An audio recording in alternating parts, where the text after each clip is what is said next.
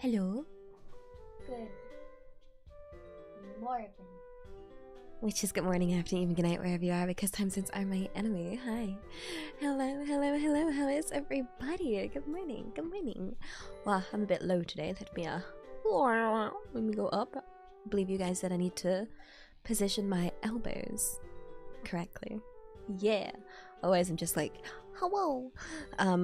Yeah. Like this.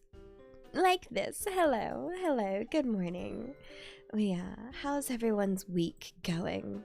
What day is it? Thurs.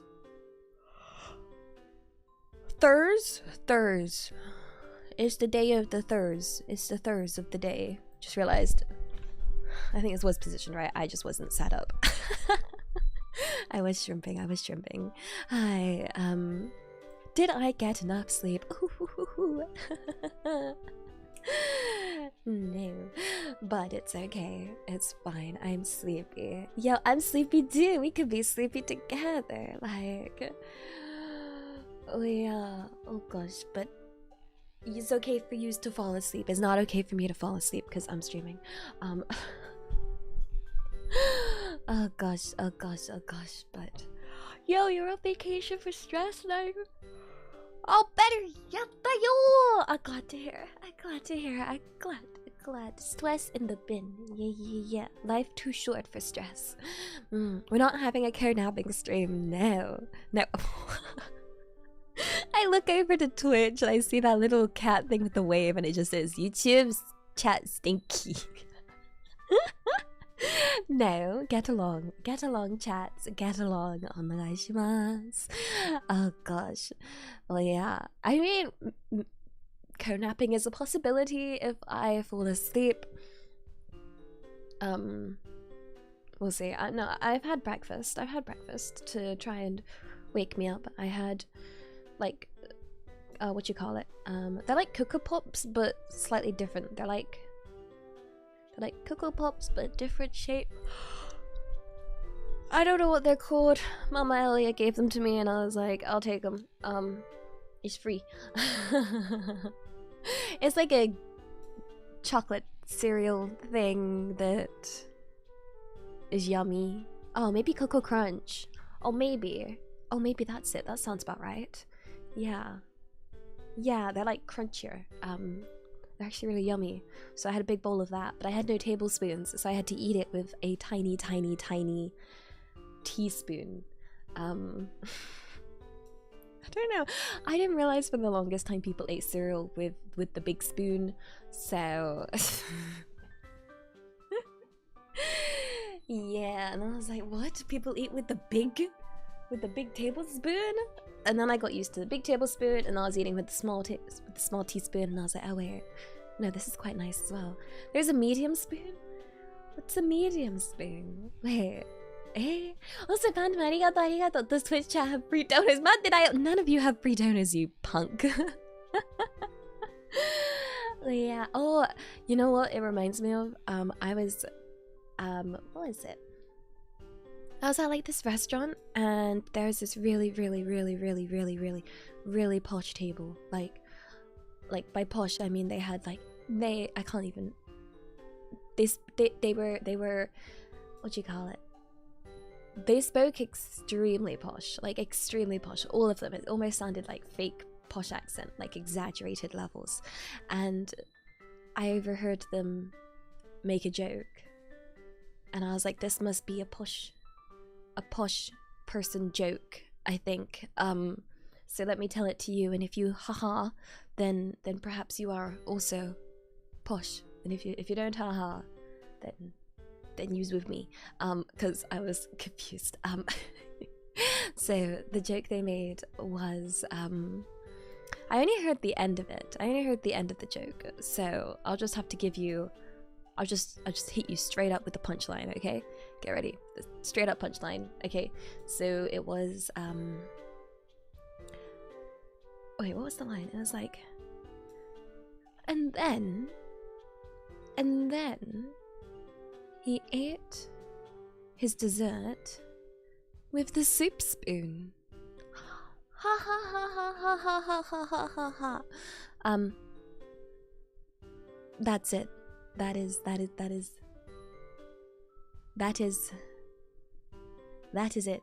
I pay attention to Twitch chat. I see you, Twitch chat. Yo, I keep an eye on both chats. Daijoubu. Thank you for the congrats to getting affiliate. Arigato. I haven't set it up yet, but thank you. Yo, yeah, isn't it not hilarious? The person ate their dessert with the soup spoon. They used the wrong spoon. I remember at the time me thinking, there's a dessert spoon? There's a soup spoon? What are all these spoons? Like... What are all these spoons? The only rule I do know when it comes to like fancy cutlery is if you are ever in the situation where you somehow are sat at a posh table or a nice restaurant, you work your way from the outside in terms of the cutlery that you use. So yeah, you for the first dish you use the outer side, and then as you go to the main, you go inwards, and then the innermost cutlery is for your dessert. This is my how to be fancy research results that I found. But yeah, there's apparently different spoons. Don't mix them up. I'm guessing the person just kind of didn't. You don't use your hands. I guess not. I don't know. I don't know if there's a rule when it comes to like burgers or something. Also, what do you mean quick sneaking message while I'm distracted? I see you both together. Yeah, I use one spoon. I like using just I have 2 spoons in my drawer. I have the teaspoon and the tablespoon. No. Okay, I do have dessert spoons. They're cute. Wait, no. I have like dessert mini forks and dessert mini spoons now, okay? I didn't back then, but I do now, and they're not fancy, before you jump to any conclusions. They're Mario themed and from Universal World Japan. So like, I'll be like, let me bring out the fancy cutlery, family, and then I'll hit them. Wait, let me see if I can find a picture. It's great. Let me show you if I can find the fancy.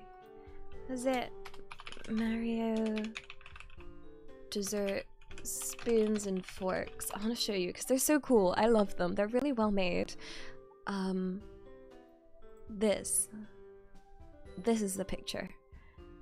Okay, well let me save that. Yes, it will. Yattayo. Sorry about this. Is just from the internet. Oh, it's so small. Oh, look at that, nice and crunchy. You're gonna have a nice crunchy version. They're really good. Like the top bit's like proper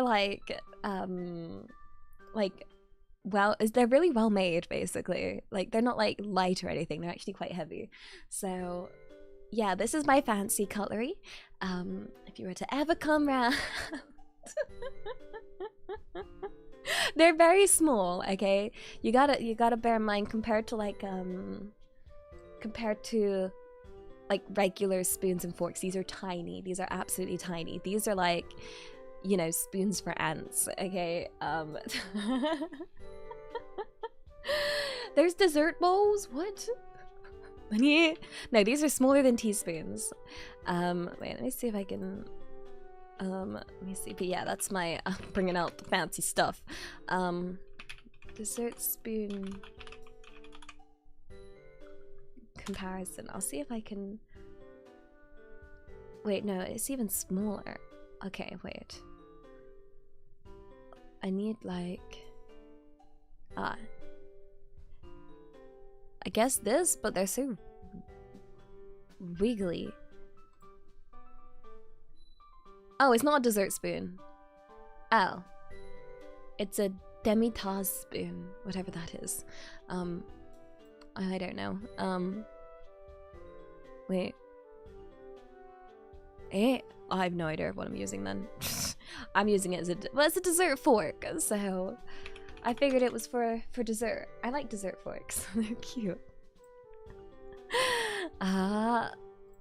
They're basically like tiny little, oh gosh, what the heck is this? Oh my goodness, I'm going down like some kind of cutlery rabbit hole. I'm so sorry.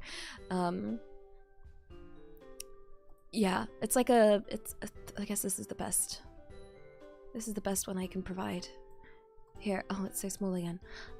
So you have dinner fork, European dinner fork, cocktail fork is like the size of my Mario forks, and then there's dessert fork is bigger. So I'm using the cocktail fork for my desserts. And then there's a salad serving fork, and there's a salad fork. So these are your forks. Yeah, no, there's a whole science apparently, and I'm clearly not posh, so yeah. I have the tiny forks basically. They're tiny. They're little. Oh my god, there's even more. Like, why are there so many different forks? What does this all mean? Why can't we just have fork and no fork? Oh, cake fork. No, it is what I was thinking. It's a cake fork. That was it. It's not a dessert fork. Dessert fork is a whole different fork. We're talking about a cake fork. This is a cake fork. Like, yeah, I knew it was for dessert. I just thought the only relevant dessert was cake. Oh, there's also oyster forks as well. Oh, I don't know. Yeah, I don't know. I'm so lost. There's yeah. Cake forks. Cake forks are good, but I think most people eat cake with their hands. Do you guys eat cake with your hands or with your cake forks? What do you guys eat your forks with? Not eat your forks with, eat your cake or spoon. Oh yeah. Wait, full-sized fork? You just put the whole cake and eat cake with mouth. Wait, what about your hands? Do you just like, oh, like head to table, like just go right in. Inhale it. Yo, you've eaten it with chopsticks before? Yo, that's what some people in England probably think people do. Just eat everything with chopsticks, like. Oh yes, you're part Asian. Do you need chopsticks? And I'm like, for cake? No. Okay. Nope. Well, yeah, you lick off the plate. Yo, whenever I used to have ice cream, I used to always lick the bowl, and I used to always get told off by my parents because they used to say I was like a dog, like just because I'd lick the bowl of ice cream. But like, it's not wasting any. But then they tell me off for wasting food, and I'm like, yo, do I waste food or not? Because like, I'm not wasting a single drop of ice cream here, so yo. Yeah. No, I do have a good. I need to find. I think my dishwasher is eating my chopsticks. I'll be honest. I guess I should just wash my chopsticks normally, but I've just been eating them in, and they've been disappearing. And I think they're just going into some kind of void because my chopstick numbers are going down. Yeah, and so are my spoons. I don't know what's happening. So I don't go anywhere. Or maybe I just didn't have that many spoons to begin with. Or I'm just using a lot of spoons. Maybe that's just me.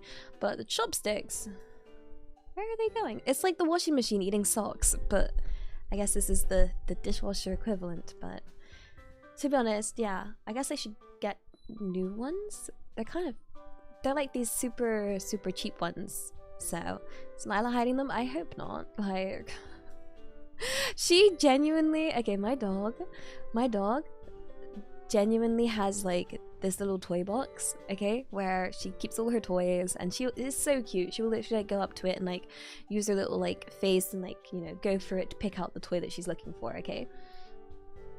And I was looking for it. There's so much of my stuff in there, like there's my socks in there, there's my scrunchies in there. She loves my scrunchies. And then I found one bit of underwear in there, and I was like, girl, When have you been building some sort? And the thing is, it's not even like placed on top. It's very clearly like hidden at the bottom, like very clearly, like with purpose, hidden down. Yo, I'm on Twitch. Yeah. Yo, I saw, what is it? I tweeted yesterday about getting affiliate, and I think I saw a comment. I need to reply to it. It was like, oh, so this is why I haven't seen you on YouTube. And I'm like, no. No, I'm body track drifting. I'm here. I'm both. Like, I was like, what do you mean you haven't seen me on YouTube? I'm in YouTube too. I'm not gone. No. I was like, no, I always tweet. I'm live on YouTube and Twitch, or live on Twitch and YouTube. I'm body track drifting. Like, I haven't disappeared. I'm still here. Yeah, I just developed a new skill. Like, yeah, this person was like, oh, this explains why you're never on my feed anymore. And I was like, I'm never on your feed. You got no Elia on your feed? What are you gonna do? What's on your feed? Now I'm on YouTube. I'm right here. Elia doko, Elia koko. Like, No, I haven't turned on affiliate just yet. I think it's best to do a affiliate celebration, right? Instead of like slapping it on my winter anime stream. So that'll be scheduled in for next week. I think, does Twitch do like special, I don't know if there'll be like some kind of like fight for the first 10 badges, I believe. Is the first 10? Like, the first 10 means you get special founder badges. So yeah, the first 10. Okay, yeah. The first 10 will get a special Elia founder badge. So I'm gonna open it up on stream, and you guys will just have to, I don't know, fight or something. Like, I don't know how you just gotta fight for that special badge, I guess. It's a once in a time opportunity. Yeah. Oh, after partner, wait, when partner opens you get first 25. Wait, how does that work? Do they get like another 25 founders, or does it like update the other 15 and give them founder? Like, how does it work with partner? I don't know, but yeah, Twitch recently, like, was it yesterday, the addition adds an additional 15. Oh, okay, so there's two opportunities. There are two opportunities for founder, assuming I can get partner. But yeah, there's a cool update they did where they've introduced, it's very complicated. Like, YouTube is nice and simple. YouTube is just like, yo, here's your members. Yay. Twitch is like, here's a book. Good luck. So they've introduced this new thing where you have affiliate, you have partner, and then you have like partner plus, or I think they've renamed it, and then they've changed partner. They've changed it to just plus, I think, where if you get a certain number of subs on Twitch, you get a better split. But the key thing with that is the plus only works for if an individual person subs themselves. No prime and no gifted. So it has to be the person themselves doing the subbing. Yeah. And then once you reach another number, there's like 2 levels of split. Yeah, and you don't have to be partner for that. So it used to be partner plus, but now it's just plus, so it'll be open to affiliates from, I don't know from when, Like, you need 3. Oh, and you need to be across a certain number of months. Like, this is a whole heckin' equation. Like, like, it's so complicated. Like,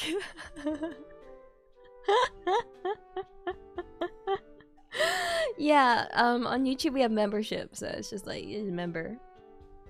Woo! Yeah, Twitch, I'm gonna have to whack out the Excel sheet and I don't know, figure out some I don't know. It's a we'll see.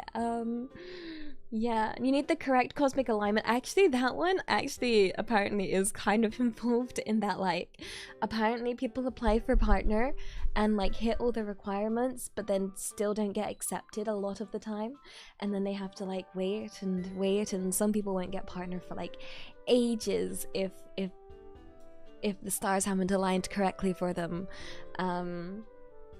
Yeah, or something. Oh yeah, and there's different tiers. There's tier 1, 2, and 3 sub, and then each tier is different points or something. There's so much. There's so much. Like, yeah, I want to get a tarot card reading and try and get partner by, you know, hoping my RNG and the Twitch people are like, yeah, she seems pretty cool. Yeah, so we shall see. Wait, tier 1 is 1 point, tier 2 is 2 points, but tier 3 is 6 points. Wait, that sounds a bit uneven. Wait, do you get to decide the price of the tiers, or is that decided by Twitch? Because like on YouTube you can decide the price. So I have 2 tiers on YouTube. I have one just for emotes and one for like if you want access to my very public diary. Yeah, like, I don't know what benefits and stuff to give Twitch, because I don't think I can do a very public Twitch diary. It's fixed on Twitch. Naruhodo. Yeah, I have to figure out what the usual like benefits to the tiers and what are the regular kind of Twitch things that they give for different things. Yeah, also my tiers on YouTube are completely misnamed, and I'm never going to fix it. So we have Stellar Stamps, and yeah, which was supposed to be the emotes because they're like stamps, and then Stelletters because like the letters were supposed to be like my diary, but I swapped them on accident. So now they make no sense, and that whole thought process is in the bin. Yeah, no, I'm scared I'll break it if I change it. Like, you know. Oh, you can just do different emotes access. Oh, okay. Naruhodo. Okay, yeah. I mean, is it easy to change? I'm more just scared not to change it in case I bork it. You know, like when it's like, oh, it's working, don't touch it. Is my like, you know, thing. If it works, don't touch it. It's like the go-to rule if you're like a developer or anything. It's the rule that you try and make everybody follow. Oh my goodness. Okay, so I was working in IT for this company, and what's funny is a lot of companies are like, what you call it, really behind in terms of like how they set up their systems. And it's kind of hilarious because like at uni they go through all this effort teaching you like the newest, the bestest stuff, like, you know, like when it comes to like statistical analyses, you're gonna learn R, and then you turn up to a company and they run everything on like both paper and a million different Excel sheets, and everything's using VBA, and you're like, I did not learn. The heck is all this? And then like they had like, what was it, the company had a very intricate like Excel spreadsheet system where all the sheets like linked to each other, where if you so much as like touched a spreadsheet, everything would get borked, like everything, because like it was linked to a specific cell on a specific sheet, but if someone touched it, it would break the whole system, and it just kept breaking. Like, it was terrifying. I was like, what kind of terrifying, delicate system have you made? Like, it scares me, and the amount of times, like, because basically support had tons of work because people would just randomly go into these spreadsheets and play around mostly, and you can't even tell them off because sometimes, or a majority of the times, the person was the CEO of the company, and the CEO was like, yeah, I just wanted to try something. That's just like, Nani, what is this? What is this? Wait, you worked for a company where they tracked bugs on an Excel sheet that are linked to tickets? Yo, that's I think when I joined that company, they tracked bugs via email. Like, they had like Outlook, and they had inboxes for bugs, and they didn't actually have a ticketing system, and they introduced a ticketing system while I was there. So like, if you wanted to raise a ticket or a bug, you'd send them an email, and it would get put in a folder and get forgotten about. So I had to help set them up on like a ticketing system. And then what was funny was the reason why the next company that I worked for like really wanted me was because they had the same issue, and they were also transitioning over to a ticketing system. And I'm like, yo, it's the modern age. Why are you transitioning over to a ticketing system now? Like, and yeah, they were trying to like get all their, they had like, oh my goodness, it was like a wall of just like these cupboards, and in all these cupboards was just like paper, just all this paper document. All their data was like stored, written down in paper with terrible handwriting. Like, freaking wild, like insane. And then what they did was, when they ran out of space in the cupboards, they had a storage unit where they would take the paper and put it in the storage unit. And you know why that doesn't work? Because you can't control F. Like, you can't control F the ancient data. No. Yeah, Ada, thanks for the stream. Hope you have a lovely day. I hope you have an even lovelier day. That's the thing. So like, if someone wanted to search up an old document, they had to then go travel to the storage unit and look through the paper and look through it manually. It was insane. And then they had like a whole ton of hell to deal with when like what was it, like, they realized they had to follow some data protection law and like organize it. Like, it's heckin' wild. Like, how many copies of the same data did they paper and closet? So they typically had like 3. Like, heckin' wild. I don't know. It's just really funny to go to university, be told that these companies, you know, they're gonna want, like, you know, you to be able to do this, and this with all this and that. And then you turn up and you realize you've been teleported back to whatever year they used VBA. And didn't even have computers, and you're like, did I time travel? Like, what? Everything has been like the pointless. These are like, you know what's funny is these were like smaller companies. I never worked for like these were like yeah, I guess they were technically like small companies in very, very obscure niche areas. But I do know what is it? So Mama Elia works for a company that's like big, like worldwide corporate level company, as like, you know, and they still use paper systems. Like, it's insane. Like, they still do everything via paper, and I'm just like, that company should not be using paper. What? Like, we're talking like yeah, worldwide size big company. Yeah, wait. Still use Access. Oh my god, I didn't even learn Access. Do you know what sucks is joining, like getting your first office job and then being like, here's Access, and you're like, where's SQL? What the heck is this?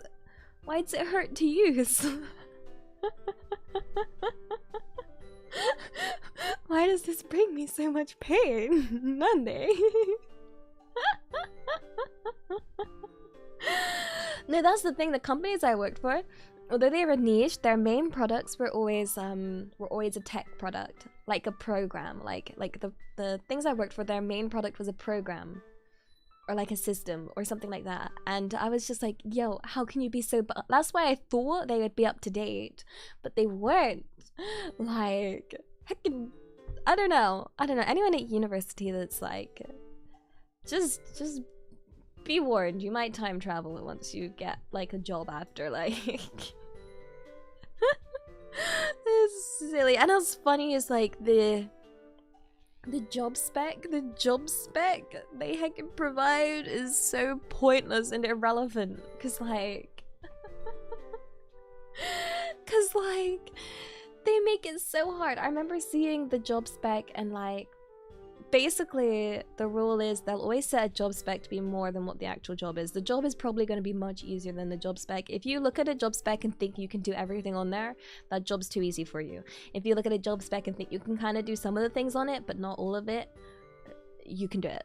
Like and you should apply for job specs where you might not be able to do everything on it, because I'll be honest, they don't do most of the stuff on there.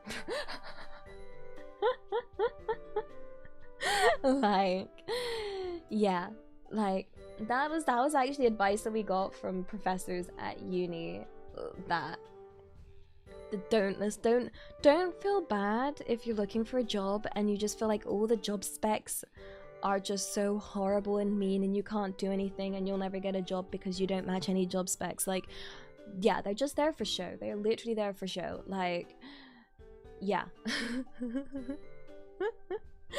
Like, don't worry. Most of them are stupid. A lot of them will be like, you need a PhD for this job, and you know, or we want a master's degree for this job, and you turn up and they slap you onto like doing an Excel sheet and putting numbers in, and you're like, well, no, you didn't, mate. No, you heckin' didn't. You liar. Like the amount of times they do, especially with tech, they'll be like, yeah, so you need to know this language for like, yeah, 10 years. But the language has only existed for 5, but you know, whatever.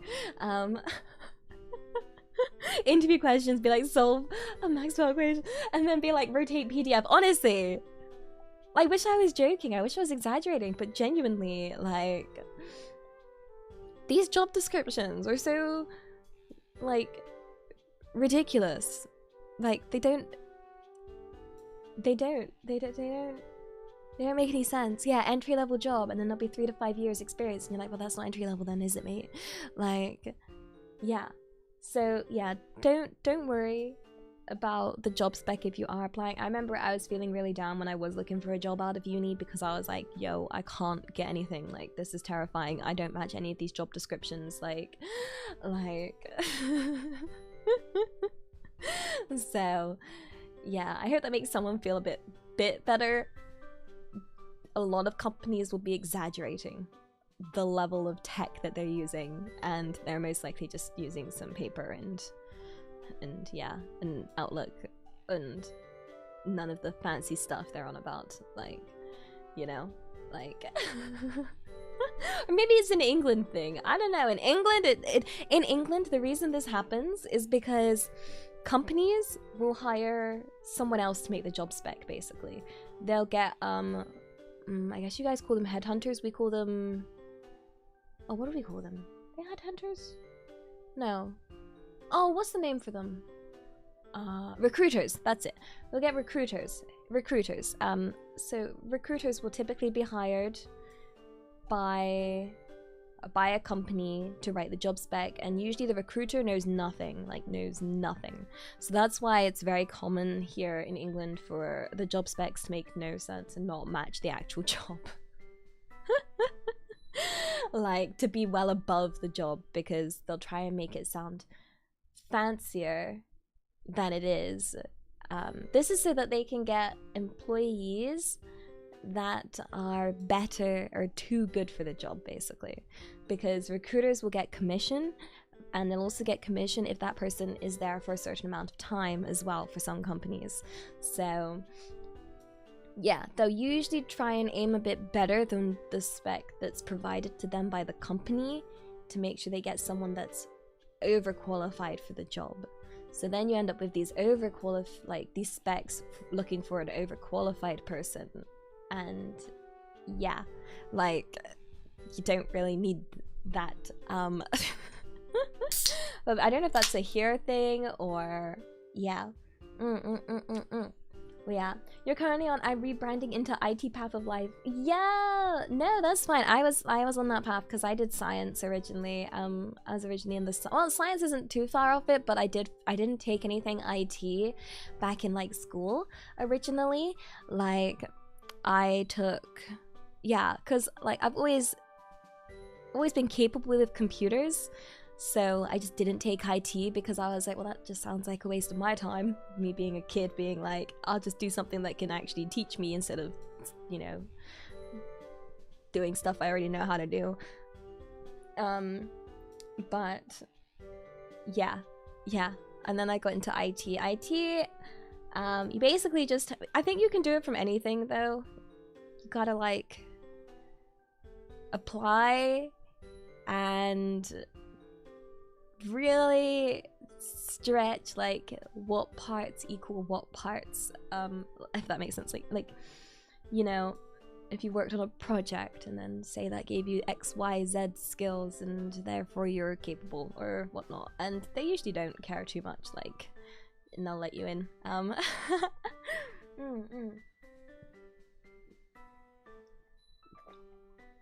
Yeah. Oh, we don't call it resume here. We call it CV. CV writing is a skill. Like, yeah, like, it's a whole other language. It feels like almost like a whole other language to be able to write about skills and explain them in such a way that is like, yeah, I'm certified, cool, hire me, yeah. Or just like, I mean, to be honest, oh my goodness, I didn't realize the amount of people that lied. And I've worked with people that have somehow got into a company and got a job and lied all their way through it. But the problem with that is they genuinely couldn't do the job. And by genuinely couldn't do the job, I mean, like, I've worked with people that can't do basic mathematics, but are extremely skilled liars. Like, I remember we had this big interview process at the company I worked at for like, to get another person for the same team as me. And they turned down this person, like, because they wanted to involve the employees in like the recruitment to get their opinion. And I was like, you know, I want, you know, this person is very, very like, you know, smart, and, you know, it was clearly very smart, like being able to like, you know, solve things and stuff and do whatnot. And then they actually went with another girl. They went with this girl that just had like, that the manager just liked more. And she couldn't do 12 plus 12. Like,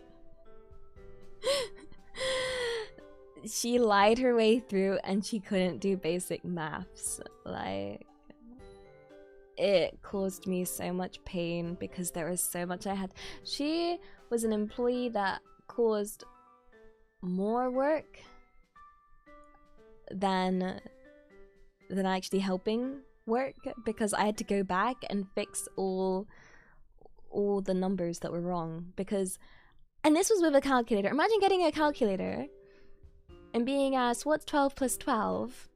And the person being like 20.54.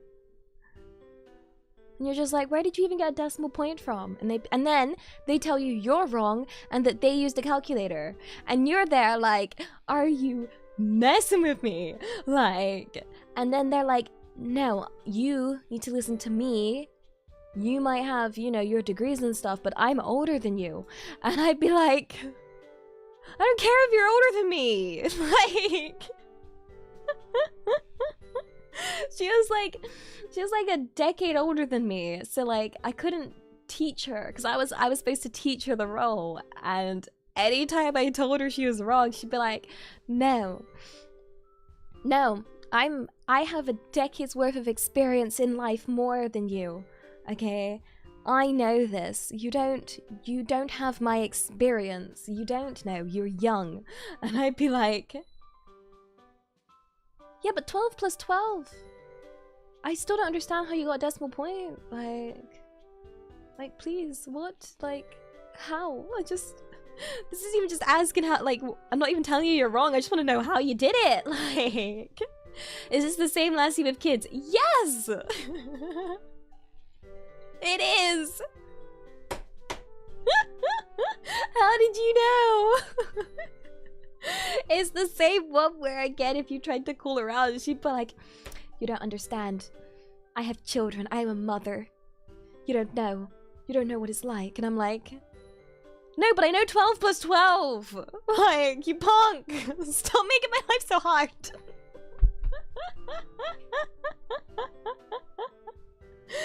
Oh, yeah. Or like not understanding the months of the year.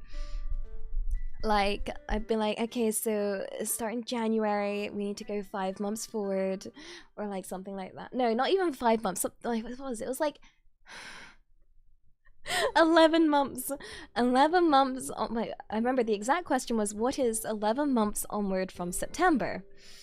And it took them 5 minutes to figure this out, okay? Because they whacked out some paper, they got out a pen, they wrote January, February, March, April, May, June, July, August, September, October, November, December, okay? And then they started on September, okay? And then they were gonna go along, and then I asked, you know, what's 11 months? What's 11 months from September?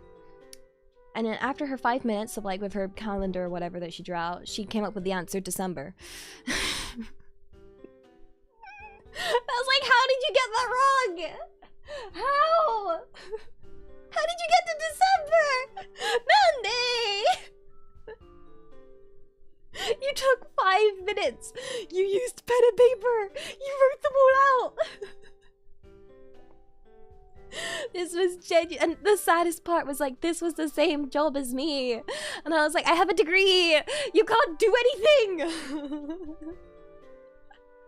I was like, I spent years at university, got my student loans and all sorts, and you're just very good at lying and very good at interviews, and you're here doing the same thing as me on the same, well, hopefully the same pay, but probably more.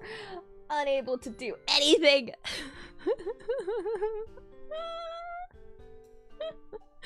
Yeah, it's such a shame. Like, one of the worst things I discovered was like, for a lot of jobs, no, for all the jobs, like interview skills, people skills, like no matter how like smart you are or how good you are at possibly doing the job, you still need to be able to have very good like people skills, which makes me very glad I did the extrovert Ellie arc where I learned how to blend in with society and you know, be extrovert Ellie. To be fair, I managed to get that job because I used extrovert Ellie personality on the manager. And to be honest, maybe the red flag should have been the fact the interview was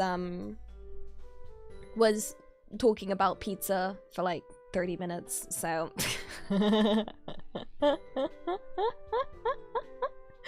I should have realized maybe there's something here, but I got the job and I was happy, so honestly, a lot of my interviews that I've had for like companies, yeah, no, it's about figuring out the person to like able to pass the interview because like the manager decides and you have to figure out whether they're actually a person looking like, you know, like they want someone they get along with as well. So from their point of view, they're like, okay, so all the candidates can do the job. All of them are equally smart. I'm just going to pick the one that's like, I get along with most, which is then leads to the unfortunate thing of, you know, people skills.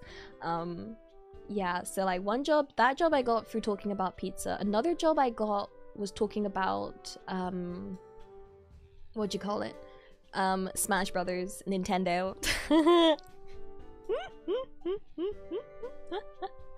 That was a fun interview. Just chat about that. So yeah, usually this is for the one-on-one interview that you have with like the main hiring manager. Genuinely, it's such like you have to like, I don't know, but then you have to figure out which kind of person it is, because if they are on the more serious side where they want you to be like you need to bring out the professional, you know, kind of person, then there's that kind. I'm seeing in chat the amount of people saying they're getting jobs from something similar. Like, wait, someone got their job from talking about No Man's Sky. Someone got a job from talking about motorbike. Okay, yeah, it's so sad because like you'd hope in a fair world they'd just pick the person that was best at the job, but a lot of the time they're just picking the person they might get along with, and yeah, like, oh gosh. And I know I seem like I can be a people person, but I trained very hard to become to get a people person personality to use for such situations, like like yeah, it's very important, because yeah, one of these jobs, what is it, my little brother was looking for a job, and I was about to leave my job, so I was like to the company I worked with, I was like, oh, you know, do you want my little brother, like if I'm leaving and you have a spot open, do you want to, like, you know, you could hire my little brother to replace me, we're very similar, we both have like the same level of skills, you know, like I can vouch. And they were like, okay, we can interview him. And genuinely they didn't hire my brother because of his personality. Quote, what's the quote? It was like, the feedback manager is like, yeah, no, we had an interview, but like he's got the personality of like wet lettuce. And I was like, what? No, like the thing is, yeah, I guess it would have been Nepo hire, but it wasn't. And I wouldn't ever Nepo hire if I didn't think that my brother had the skills to have done the same job. Like, yeah, but yeah, no, it's quite an insult, right? Apparently it was too quiet. No, it was the fact they didn't say anything. Like he didn't say anything and isn't very good at like continuing the conversation, if that makes sense. Like being able to I guess, yeah, keep it going. Just too quiet basically, which is really sad because like it's basically just how I am naturally. Like I am also wet lettuce. I am also a wet lettuce normally. I just have to bring out the other personality. Extrovert Ellie has to come out to do the interviews. But yeah, it's unfair. It is unfair. Like, yeah, is I feel like a lot of it is very unfair to quiet people. You know, like, yeah, you gotta bring out the crispy lettuce. Yeah.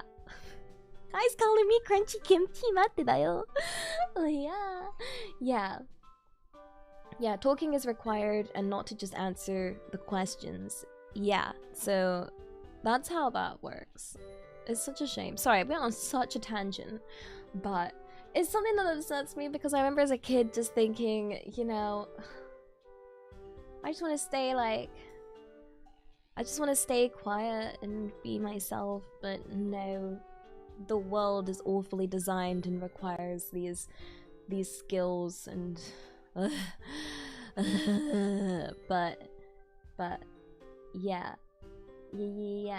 Why is this stream if you don't watch anime? Oh, because we're in our pre-topic Zatsu stage, where I tangent about it. How was your day? Good. Silence. Yeah, no, that is typically what happens, but the correct answer is, how was your day? Oh, good. How was your day? And then they tell you about their day, and you're like, okay, and then you bounce off that or something like this. And also in England, you can just usually just go to the weather, like.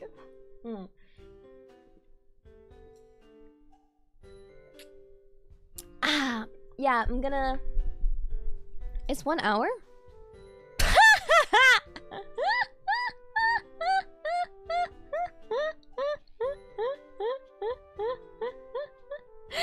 Lol, who'd have thought? Time flies. Whoops. Yeah, it's been 1 hour. Yo, Tangeli is here. Yo, I don't know. Skylos, arigato. Hey, important question. Is it legal of a Kali to lose AP to lose to AP Tryndamere in mid lane? No, that's illegal. Yeah. Oh, so you're super cute, keep being awesome. No, you keep being awesome. I was. Yeah, this is the anime Zatsu. I'll be honest, I thought only 15 minutes had gone by. Like, for realsies.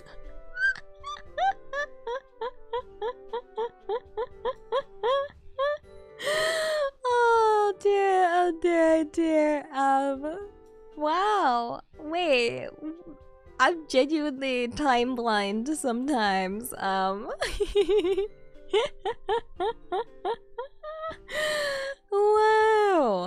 Yeah, no, I like to chat. Yeah, no, that's on me. Let's see. I need to get let's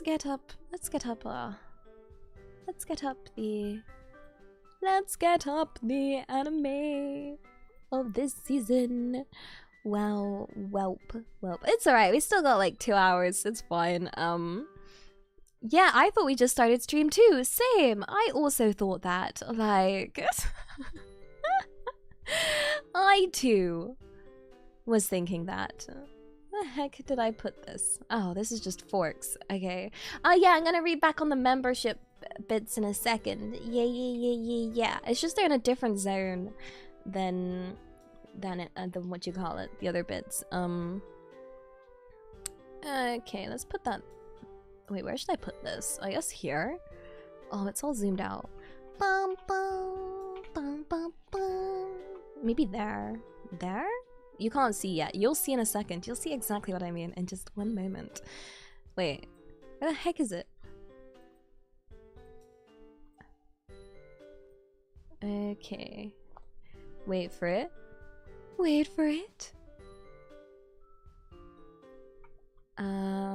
Okay. Oh wait, I need to zoom in even more. No, we'll talk about a few. I mean, I'm here for your advices, to be honest, on what to watch. Because, like, I'm still catching up with last season. Okay, let's bring this behind me. And... Papa! Cha-cha! Oh my goodness, there's some anime. Whoa, we are talking anime. It is an anime topic. Well, rotating banana, you saw nothing. Okay, well, I use AniChart, by the way, if you're wondering what I look at to decide or what anime to look at. AniChart's quite good. It kind of organizes them by people's hype. And as you can see, we have the two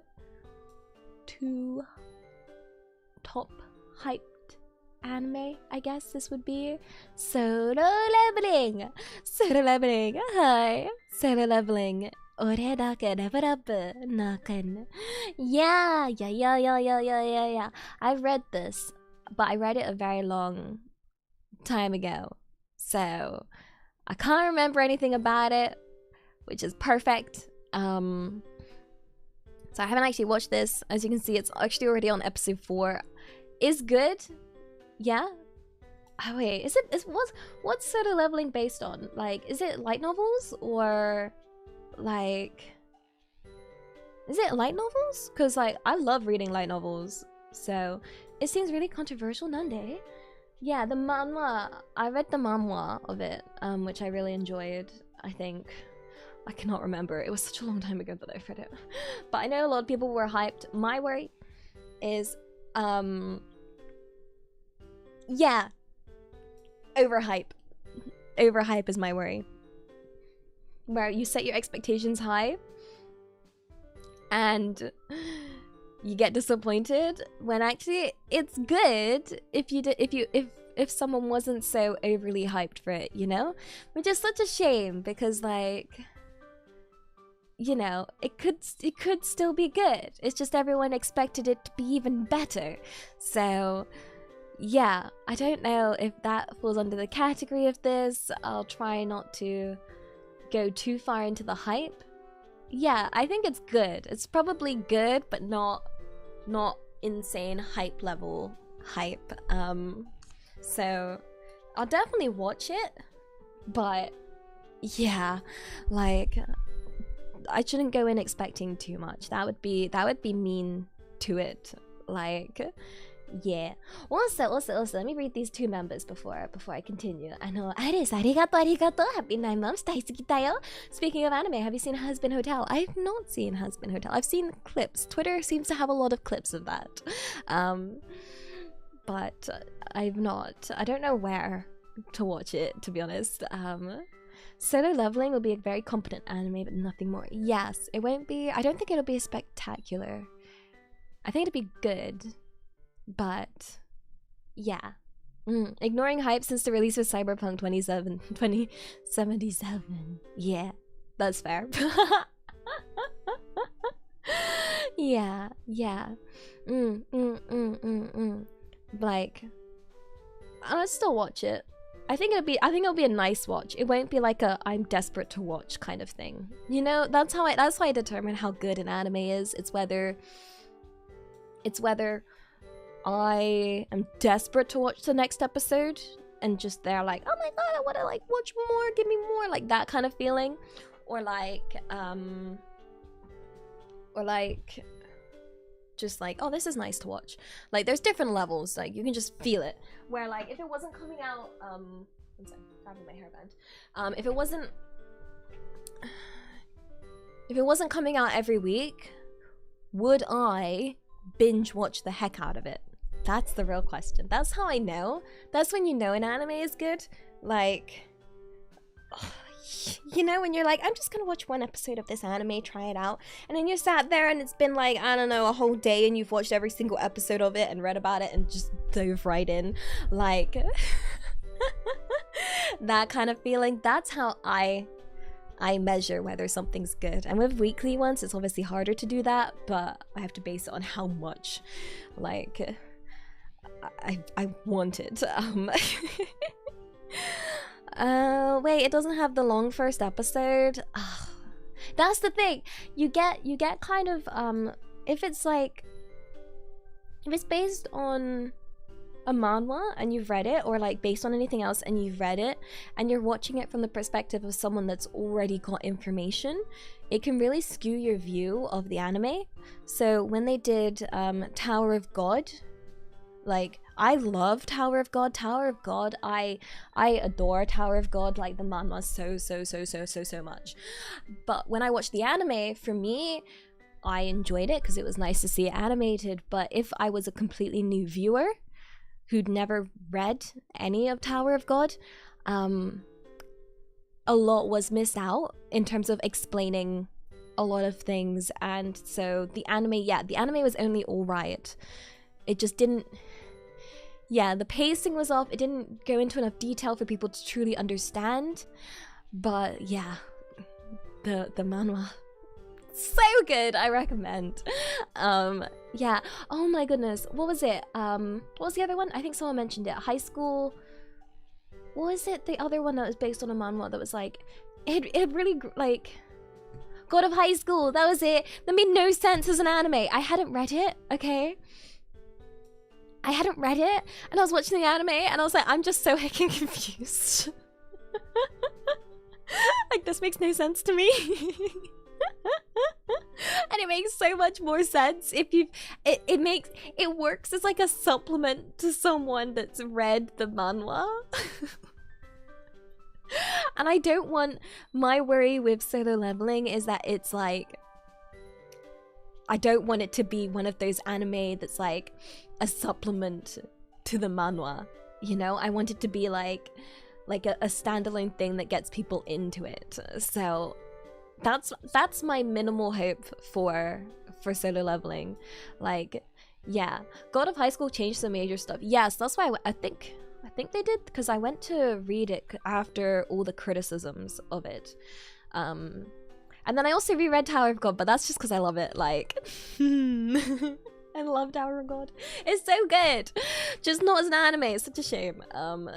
Yeah, it basically acted like an advertisement for the manhwa, where it worked because I was like, kind of want more info. I'm gonna go read it. I'm gonna go read it to find out. And actually, what's funny is the next one on this list, this one here, Classroom of the Elite, I believe originally started off as one of those animes that were basically advertisements for the light novel, which is funny because there's actually quite a few anime that have this kind of like original premise of existing solely to sell the light novel. So they never originally planned to have a season 2, yet alone a season 3, but yeah, they released season 1 in hopes that people would buy and read the light novel, and it worked because I very much enjoyed the light novels.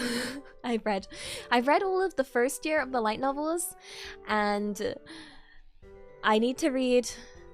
It's really annoying because I thought there'd been no releases in the Classroom of the Elite light novels until I realized it was listed as another category, because like I read on my Kindle, and my Kindle is like, yep, there's nothing left, there's nothing coming out, there's no more books in this series. And I'm like, it's like listed as a different series. It's listed as like, you know, year 2, so it doesn't come up. Yeah, they're officially translated, so like it's really cool. Like, I don't know if it's available in other countries. In England, it's really, really easy to just get the light novels and yeah, get them like officially from Amazon and read it on your Kindle or whatever. And I very much enjoy it, and it's really interesting because like there's a lot of changes compared to like the anime. So for the anime, they try and make the main character, what's his name, Ainokoji or something like that. They make him edgier. They cut out a lot of his thoughts and they try and make him edgier in the anime. When, yeah, the light novels provide such a deeper perspective, and I definitely recommend the light novels. It'll be interesting to see how they adapt the 3rd season, but yeah, I think it's yeah, the monologues don't exist in the anime, so it would be cool if this 3rd season turns out good. I can't remember, was it Special Boot Camp in the Mountains? Wait, okay, I'm trying to remember exactly what happened. Yeah, but yeah, the main girl as well. Yeah, a lot of the anime characters just feel missing, I guess. Not missing, like you're clearly missing like really key parts of their character, which is why they don't feel as good as a character as they should do compared to like when you read them in the light novel. When you read them in the light novel, yeah, hollow. They feel a bit more hollow. And I think this is just one of the issues of trying to adapt a light novel. And like, yeah, if you want to fully really get into Classroom of the Elite, I think it's nice to watch the anime. Okay, it works very nice as like a supplement to reading the light novels, because if you're maybe someone that doesn't like read a lot or hasn't really read like light novels before and maybe not too great at like doing like the imagery in your head while you're reading, having seen the anime. So for example, if you watch season 1 and you go back and then read the light novel, it's so much easier to read with those images from the anime in your head. So for this kind of anime, this is one where I think it works really well as like a supplement to reading the light novels. Like, yeah, so... Wait, did they give the girl bigger boobs? What is that question? Oh gosh, nani kore? But yeah, I think it's I would the light novels, I guess it's in the name, they're really, really light to read. Like genuinely, there's no I mean I like to read a lot, and then compared to like a lot of other books I've read in general, like light novels genuinely feel like yummy little snacks, and don't feel like big heavy meals, and they feel even lighter. Like, yeah, they feel even lighter having watched the anime and having that imagery in it already. So yeah, it's I do recommend it, and I think it's very good if you want to get into light novels. Classroom of the Elite is quite a nice one to start with. Yeah, and they do keep quite a few pictures in the light novels. I think there was one spicy picture that I just wasn't expecting. I can't remember which volume it is. It's such a weird part. Okay, I don't know if this is a spoiler, but there's like a whole chapter about like about the guys in the bath, and all the guys are in the bath like comparing sizes.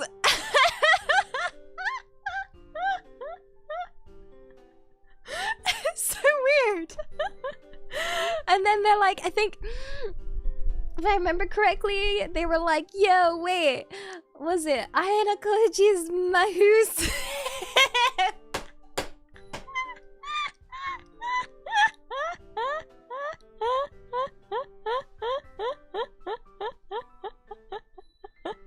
It was so weird. And then there's a picture, not a picture, but like a picture with like the steam blocking, you know, the censorship steam or something like that. Like, is this what guys do in guys like locker rooms and bathrooms? Like, is that a thing? Do guys do that? Do guys compare sizes? They were there like, yo. That's illegal. Naruhodo.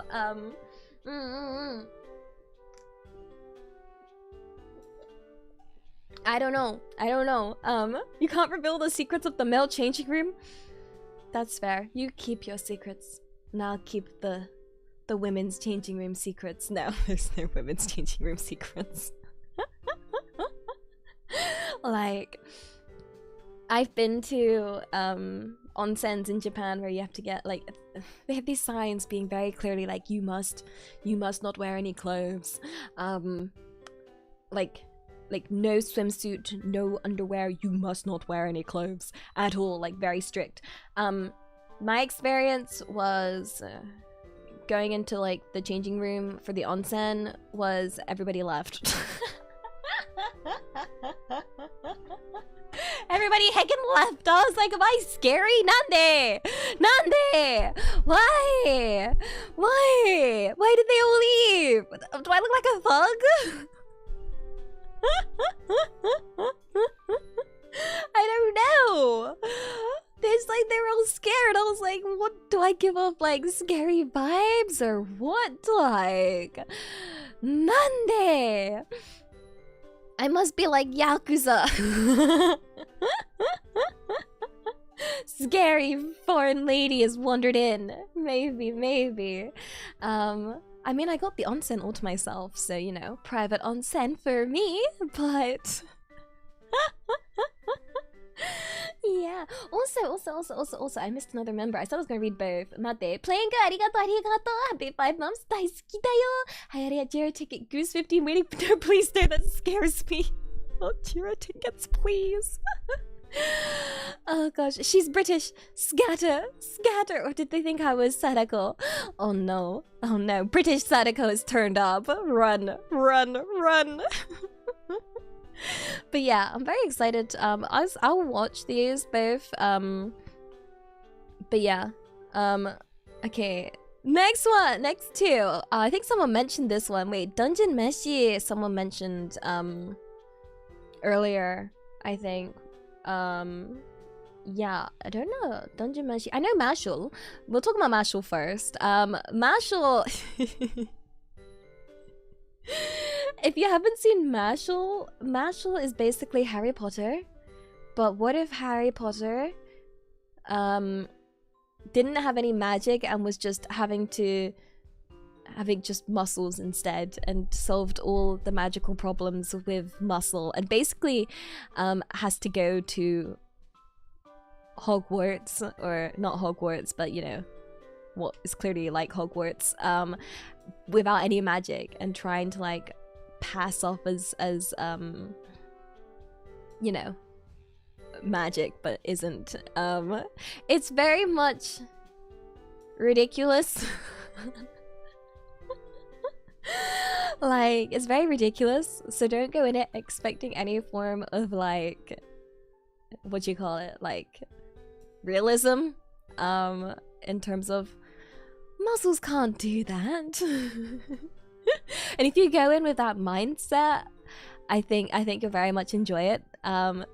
Wait, I wonder if I can get an image of like the character comparisons, because I think they, wait, there's like they actually do a a thing across the different characters. Like you have like, you know, the main character is Harry Potter. I'll see if there's a Mashal to Harry Potter character comparison and see if there's like a good picture of something. Because it would be good to be like, this person matches Hermione, this person matches like Ron, etc. Like, why is there no image for that kind of thing? I mean, there's very clearly what's his name? Wait, is there a Voldemort? Is there a Swoldemort? No. There's a Dumbledore. Yeah, there's a very clear Dumbledore. I don't know, like, oh, I wish there was just one that would just match him up. Like, yeah, I just want to clear this character, this character. This character is obviously Dumbledore. This character is obviously Harry Potter. This one is Malfoy, etc. But there are references to scenes from Harry Potter, if you're familiar with Harry Potter. Like this. Oh god, it's so small. Enjoy the crunchy picture of like the broom.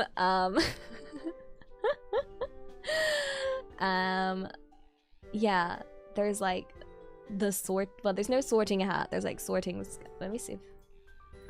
Okay, so there is Quidditch in the game. There's, yeah, they do have Malfoy, Neville, Ron, like, oh wait, they have McGonagall as well. Like,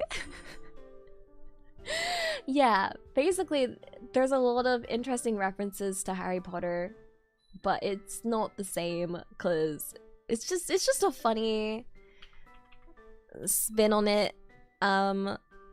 It's definitely a fun watch, I'd say. If you're looking for something a bit more on the like, is it actually kind of a Harry Potter parody? Yeah, I guess so. I guess that would be a good way to describe it, like a parody with muscles. And the shoe creams. Like, yeah. It's very much a parody. You know? Yeah, it's a very gag story. I'm trying to think. Like, so I scroll through TikTok because, you know, I've got to do my research, but my TikTok has a lot of like going to like Hogwarts if you're Asian, and like just like, cause like all the food's like English, being like, where's the spice? Or where are the chopsticks? Why is this girl called Cho Chang? Like, I don't know, just a whole bunch of stuff. Yeah, they had one Asian student called Cho Chang. Oh, yeah, no MSG, no, like, but yeah, it's interesting. I mean, I'm not gonna go too deep into the whole Harry Potter thing because that leads to like controversial stuff. But yeah, a lot of, because it's such a English thing. I don't know. I know it's quite big in other countries, but it was massive here in England. Like, yeah. Although what I found funny was discovering that, so here in England we have Harry Potter Studios, which is like where they filmed Harry Potter. Okay, it's by London. It's like the actual like set and the actual things. And I didn't realize that in Japan they had recreated the entire like the entire set, like the entire like, it's not really a theme park, but the entire like experience. Like they recreated they have their own version of Harry Potter Studios over there in Japan, which is very identical, but obviously not where they filmed it. Just in Japan. I was like, why do they have one? Like, yeah, they have like, not in Universal Studios, like their own like set. They have their own set, which just doesn't make any sense because they didn't film it there. Like, it's just, I guess, save them from traveling all the way to England to see the real set, but they have the set if they wanted to make their, I don't know this, yeah, the studio of Harry Potter in Japan. But it's funny, it's very interesting. Like, yeah, it's like, I mean, I did see the Harry Potter section in Universal World Japan as well, and that was really well made. I mean, I found that more impressive than the set, to be honest. I've been to the actual set, so I've been to the one in England. This was before all the controversy, by the way, before all this stuff about J.K. Rowling. I've been to the set, and yeah, no, basically there was a lot of tricks involved with like the set. So for example, obviously Hogwarts isn't very big. It's like this big, well, it's still big model, but it's not massive, and there's not a lot of space to work with because it's all inside the studio area. So a lot of it was like, there were a lot of like, you know, perspective tricks and stuff. But seeing like the big like building in at Universal World, like they have like a whole section, I was impressed by that very much. Although when I went, what was it? I did get to see a bunch of owls though when I went to the one in England. Because fun fact, Hedwig, the owl in Harry Potter, was played by like several different owls. So yeah. But yeah, Marshall is kind of like a parody. It's still its own thing, but yeah, don't go into it expecting any form of realism. Just accept the ridiculous level of strength to make these like insane things happen, if that makes any sense. Marshall's fun. Just expect fun, expect unrealistic strength usage, okay, and you'll be fine. Like, you'll enjoy it. Yeah, because it is a ridiculous series, but it's supposed to be playing on its ridiculousness, and this is the season 2, so yeah, there's season 1. Yeah, I think if that's your kind of thing, I'd recommend it, but again, I know that's not for everybody. Some people don't like things that are ridiculous, so yeah, it's up to you whether you want to watch that. The next one, Dungeon Meshi. I don't know what this is. I've not looked. It's by Trigger. Oh, okay. So wait, is this gonna be a spoiler? When young adventurer Leos and his company are attacked and soundly trashed by a dragon deep in a dungeon, the party loses all its monies and provisions and a member, and they're eager to go back and save her. But there's one problem. If they set out with no food or coin, they're gonna starve. Let's eat the monsters. Wait. Wait, you guys think this will be the best of the season? This one? It sounds very interesting. They're trying to eat the monsters. It might not be your thing. Oh, how calm. Nani? I don't know what to expect from it, to be honest. It's Trigger, so I don't know. It's gonna be food orientated, I guess. Is it more of a food show than adventure? Wait, it's adventure comedy. Okay.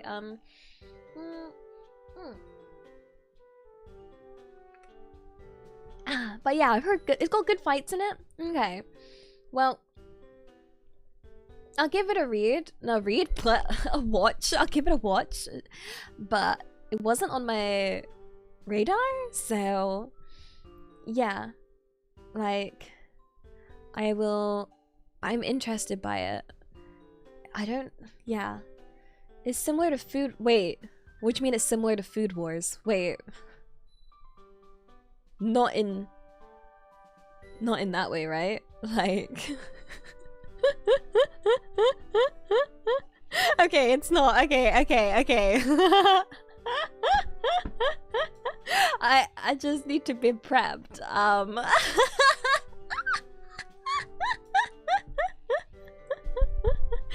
Okay, minus the ecchi. Okay. Yeah, Food Wars is unique in its food descriptions. Yeah, because there's a few different. I feel like I could do like a whole talk about all the different kind of food animes. I found like, with the exception of Food Wars, other food orientated like animes I've seen have been pretty chill, but mostly because it's like restaurant kind of orientated. So yeah. The first half of episode 1 felt like they were speedrunning to get the characters in the dungeon. Oh, okay.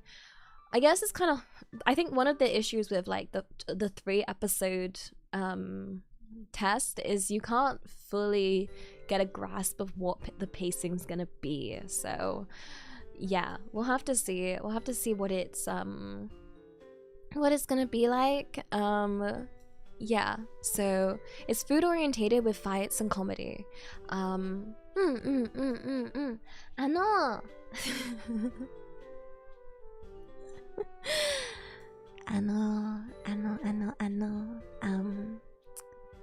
If you have something not nice to say, you don't have to say it. You don't have to be here. No one's forcing you to be here. Like, this stream is free. I stream for free. You don't have to be here.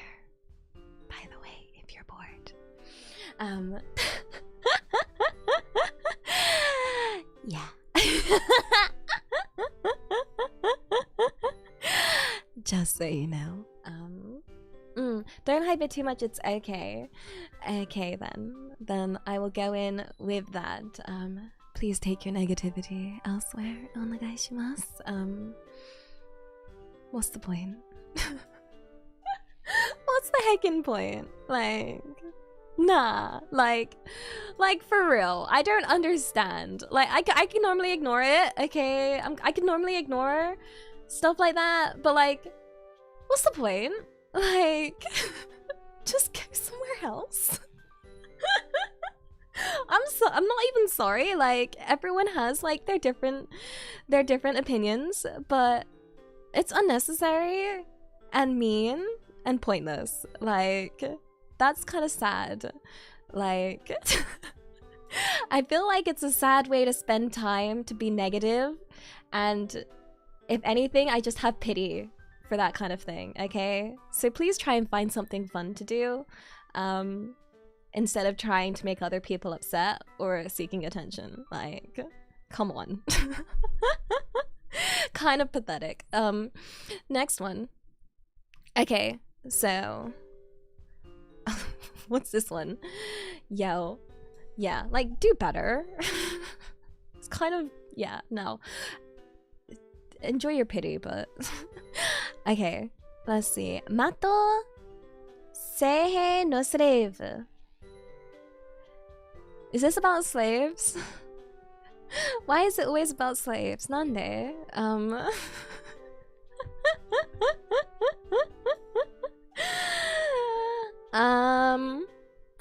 Let's have a look. Yuki Wakura watches as dueling supernatural forces ravage the earth. Mato are portals to another dimension, avenues from which dangerous monsters escape. Peaches are resources given to women, granting them abilities. Gosh, there's so much. Wait. Chief of the 7th Unity of the Anti-Demon Corps, Kyoka Uzen arrives to save Yuki from a monster. Surprisingly, Yuki holds the power to increase the Peach's effectiveness. But to save the world, Yuki must be willing to become Kyoka's servant, both on the battlefield and at home. When it says servant, does it mean slave? Because they wrote slave in the title. Wait, it's spicy? Oh no. Wait, it's a ecchi anime about a slave? Nande? Why? Why? Involuntary servant. Yeah, wait. The girl is forced... Oh wait, oh dear. Oh no, it's special. Oh no. Oh no. I guess I stay away from this one. This one sounds wait, is it the man that's the slave? Like yeah, what level of spice we talking? Are we talking like just a little ecchi or bordering on heat? Like, it's because they do their reward in a yabe way. Oh, okay. It's based off a popular manga. Okay. I don't know if this will be my cup of tea, guys. Is this my cup of tea? I don't think so.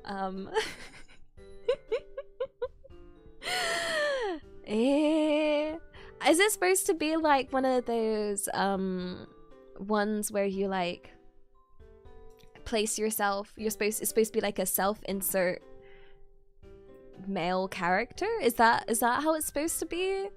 Because like those don't really work on me, because like I don't self-insert myself as like the main male protagonist.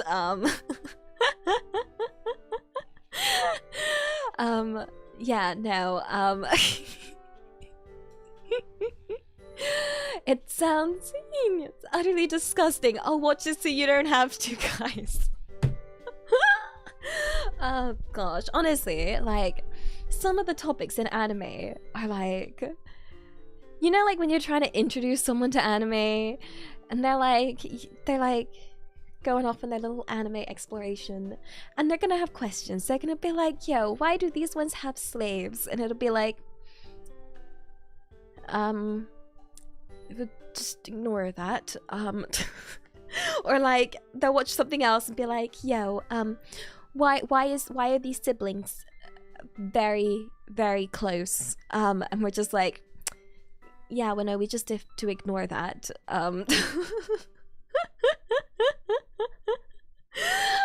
Where are their clothes? We just have to ignore that. What are these angles? Just ignore that. The plot's really good. Don't worry, trust me. Like, it's not too weird, and yeah, it's not too weird in context, except it is. Oh gosh, throw them in the deep end, start them off with Keijo. Heck yeah! Oh gosh, oh gosh, oh gosh. Yeah. Sports. I'm like, yo, you would like a sports anime? I got the perfect sports anime for you with the best sports of all sports. You'll love Keijo if you love sports that involve oh, I don't even know what to call it. I don't even know what to call it. Like like, I don't know. Yeah, I mean, yeah, I imagine people like that haven't watched anime probably have a lot of questions about these kind of things. Yeah. Let's see. Next one is. Oh wait, it's the second season. Wait, second season of what? Wait. The second season of Tsuki ga Michibiku Isekai Dochu. I didn't watch the first season of this. Wait. Oh gosh, that feels like it's gonna have spoilers for like the first season. Wait, I didn't watch the first season of this. What's the English title of this one? Like, oh, I might have to look up a summary so I don't get spoiled for it. Wait. Tsuki is moon. Tsuki ga Moonlit fantasy. A high school student is transported to a fantasy world and chosen to be its hero. Oh my god, guys, that sounds original as heck. No, wait, what's the next line? However, the goddess of the realm takes this opportunity away from him when she deems him to be ugly? What? That's so mean! Wait!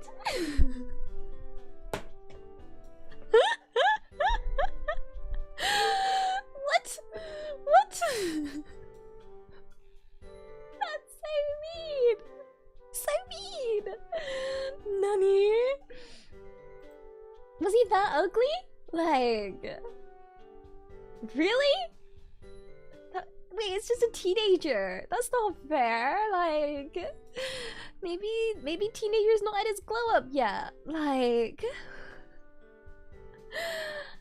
the deity deems Makoto to be hideous, refusing to even lay eyes upon him, and revokes his heroic title, disdainfully giving him the ability to understand all languages except the human language as compensation.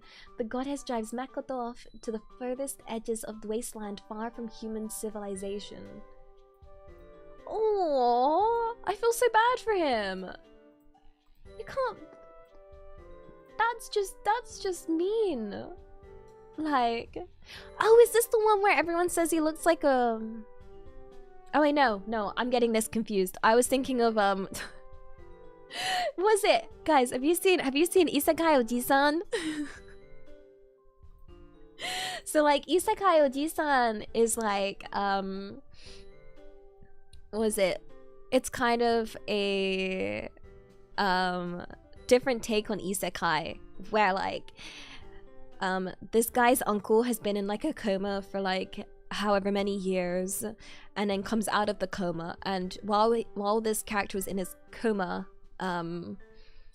the uncle was actually isekai'd, and he speaks of like his adventures of when he was isekai'd.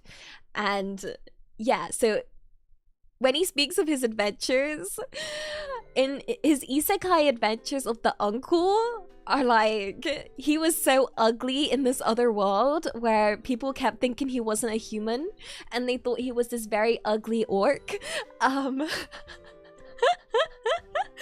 that like, even though he was like this strong isekai hero, any village he turned up to, they would like assume he was like a monster or an ugly orc. And yeah, no, I recommend Isekai Oji-san. It's quite good because like, yeah, they treat him like it's very interesting. But then he does have like a girl that he adventured with in his isekai adventure that was like tsundere, but him being like an old uncle didn't realize she was being tsundere and just thought she was really mean. And no, yeah, I didn't originally watch it because like I wasn't too interested with like you know, I just didn't know like what they would do after, like I didn't understand how the story would work. But they do link back to like he hasn't like fully lost his isekai powers. It's really funny. Like, he comes out of his coma, he's back from his isekai adventure, and it's not that he wasn't having like a big dream, because he genuinely still has his isekai magic powers. They set up a YouTube channel. He set up a YouTube channel, and then I found that bit hilarious because like they're like, why isn't the YouTube channel doing well? And it's because like the Oji-san is just like angrily replying to so many comments in like the worst way.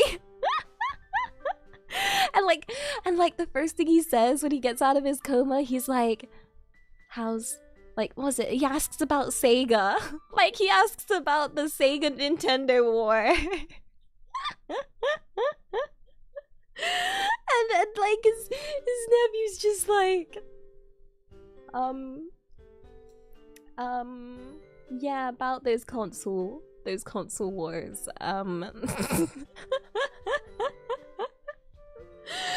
But yeah, and then like, no, yeah, it's good. I recommend. But yeah. His nephew and the girl cringing to death when viewing his memories. Exactly, his memories are so cringe. But yeah, in that one, he's so ugly that everyone's so mean to him in the isekai world. So I wonder if it's got that kind of like, you know, is this like, I don't know, an anime which kind of is just the isekai part of Isekai Oji-san. Yeah, like where this guy, they've made an MC here that's like, so hideous the goddess won't look at him kind of thing. So it kind of gives me that vibe, which I think could be funny, because I did enjoy it. Was funny in that one, so I think it would be funny as its own. I did remember watching Isekai Oji-san thinking it would be funny if they just had the whole isekai part, because like I'm a sucker for isekai, so you know, I'd be down for a whole isekai anime about the Oji-san's adventure. So yeah, like but the main thing with isekai animes is they usually have like a unique start, but then what happens is they just like fall into this trap of just being generic isekai, and one can hope that it doesn't slip into generic isekai land, but we'll see, I guess, whether it just goes into traditional harem route or whether it becomes a good isekai, because there's a big difference between my isekai junk food and good isekai, but it's very hard to tell. I guess if I was to compare it to like food, seeing my isekai, the the premise could be like the box it comes with, where the concept is really good and it looks really great, but then you open up the box and the food's kind of like your average burger. So yeah, we'll have to. I guess I need to jump back to season 1 and see if it's like just like that. But this one sounds interesting. I think there's another isekai this season, right? Wait, I'll see if I can if it's here, but we'll scroll down. Okay, we have got next one is Yubisaki Toreren. Oya? Yuki Itose is a typical student dealing with the pressures of college. She is struggling one day on the train when an upperclassman named Itsumi Nagi helps her out. As he gradually opens a new world to her, Yuki develops feelings for Itsumi. A pure love story begins. Eya, shoujo. Hey, is this a traditional little slice of life romance anime for the shoujo demographic? Yo, yes, maybe it's got bittersweet moments. I'm gonna watch it. I'm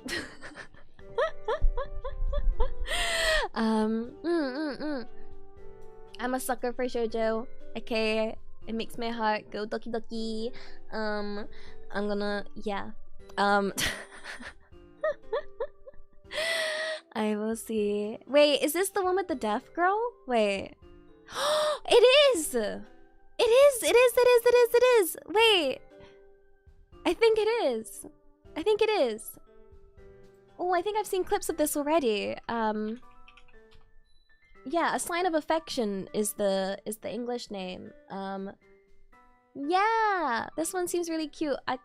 It's quite nice to have, like, personally, as someone that's not in high school anymore, it's quite nice to have shoujos that aren't based in high school. And this one's based in college, which is much nicer for me to watch, instead of me being like, yo, everyone in this anime is like heckin' 12, like. So I quite like animes like shoujos that are more based in college.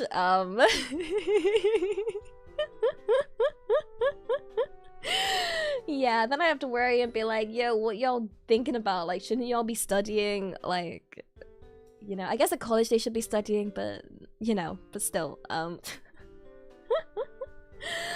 Oh gosh. This one looks interesting. Yeah, I will I'll watch it. It's cute. It looks cute. It looks very cute. I like cute things. Yeah. Also, I guess for me it's because, well, actually no, I spent school studying like crazy, and then college I always prioritize studying as well. So I guess watching these is quite nice. It's like, yeah, maybe what if I just didn't focus on studying? Yeah, it doesn't help if they're in college or work and still act like high schoolers. I mean, you get people like that IRL. Yeah, the stuck in high school one. But yeah, let's see. This next one is Dosanko Gal wa Namaramen Koi. Nani? Snowflakes aren't the only thing dropping in Hokkaido, so are jaws. Thanks to the super adorable gals who are turning the icy north into a hotbed of fashion and fun. Brace yourself for a winter storm of laughs, love, and killer outfits as these gals prove that being cute is an all-season affair. Here, Frostbite meets Fashionista. What is this? What is this? Nani? Is this a fashion one? It's a gyaru rom-com. Okay. Where's the guy? Is there a guy? Eh? Wait. Was it Gyaru V-Dere anime? Wait, we're not Gyarus! No guys, only girls? No, wait. Let me see. Was it? Let me look up more pictures.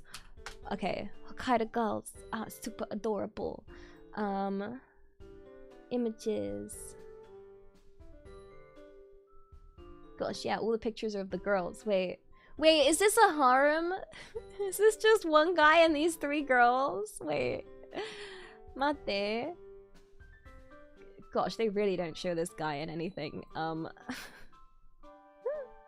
Or is it one guy, one girl, and then they've got like the friends, I think. It's one of those, I think these seem to have been really popular recently, where like I've noticed there's like a rise in like animes where the dynamic is gyaru and like a sort of shy kind of guy. Like that seems to be very much like trending at the moment in terms of premise or premise, I don't know. Yeah, but it doesn't work for me because I don't self-insert myself as an awkward guy that wants a gyaru girlfriend. Like, and I can't self-insert myself as the gyaru girlfriend either because, like, I'm not. I'm not the cool girl, so... Yeah, everyone yearns for the hidden housewife gyaru. Yeah, it's like that kind of like thing. But yeah, if I was to insert myself, it would have to be as the guy. But like I don't know. Do I want a gyaru girlfriend?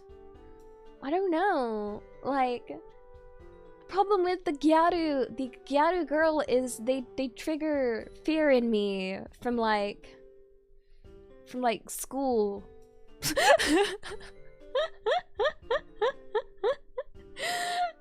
They just trigger some kind of like, you know, trauma from being bullied in school. So they never really like, they're not really my sort of jam, I guess. So, and there's been quite a few of these where it's just like, oh, the gyaru type is kind of like the type of girl that yeah, used to like, I don't know, yeah, oh, I don't know, how would we describe a gyaru? Like,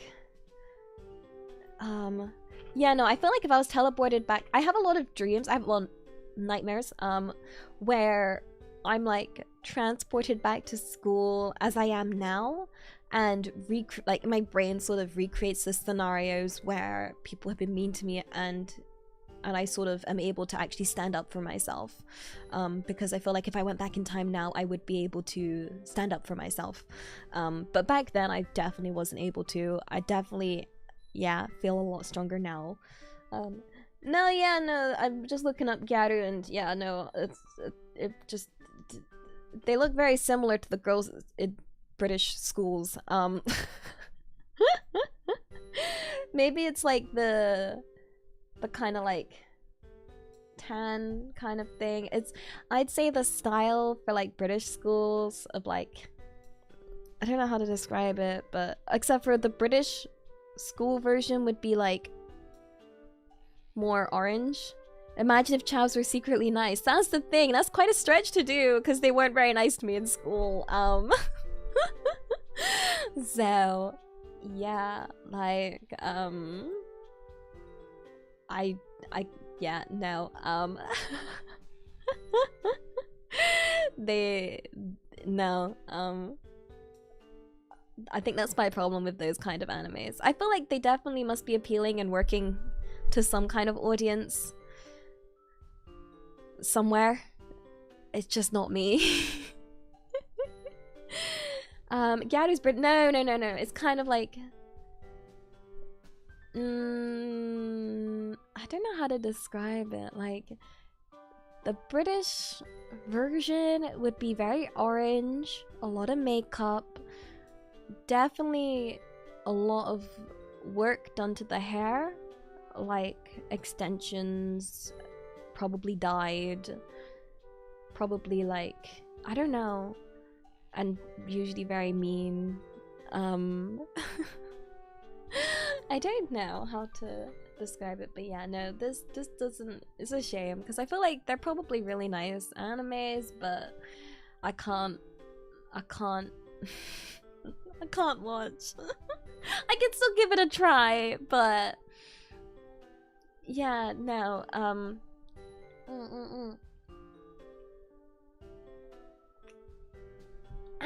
okay, to the next one, okay, this one's like a different version of it. It's like not Gyaru, but this is like popular girl and not so popular / quiet guy. This one's okay because it doesn't trigger any trauma. Like, this one's really sweet. Dangers in my heart, I love it. It's great. Yeah, like, yeah. Skynos, arigato. Have you seen Watakoi Love is Hard for Otaku? Yes, I have. And I love that too. Yeah, that one's great. That one is great. That one's based in like office, which is good, not school. This one actually, the one we're about to talk about, is based in school, but this one is great. Like, this one I originally avoided because the synopsis sounded really weird, because it's not very reflective of what the show is really like. Like, the synopsis is like focuses too much on like the edginess of this boy. But he's not edgy. He's not, okay? He's so flustered, like... He ain't got murder on his mind, nah. Like, this is wholesome, like... Like, yeah, like... It's weird. The synopsis and show are like two completely different. Yeah, he's not even that chuny. No, like, it's really weird. I don't know why the synopsis went so hard onto like this tiny little aspect of the first episode. It's just some kid in his edgy phase, but not actually that edgy. It's kind of like slightly chuny, but didn't dive too chuny. Like, I don't know, but it's very, very it's very sweet. It's very wholesome. It's about like this shy guy getting flustered and this popular girl that likes to eat snacks and their little interactions. He's the short, emo, quiet kid. Yeah, like... He gets over his edginess a few episodes in. Exactly. It's not even like a continuing part of the series. I remember watching like the first season and I was like, oh, okay, so we're done with the edginess. That's done. We're just gonna put that over there. And no, it's just really sweet. I think well, you should see the opening for the second season's really good. I wish I could show you guys. It's really nice.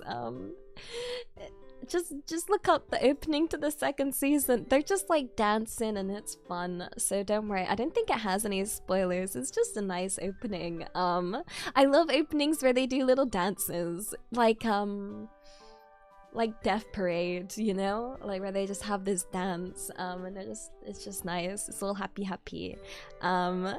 Yeah, no, this is just very sweet and wholesome.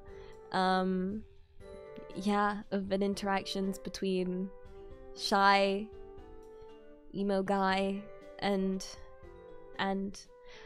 tall popular girl, but like, yeah.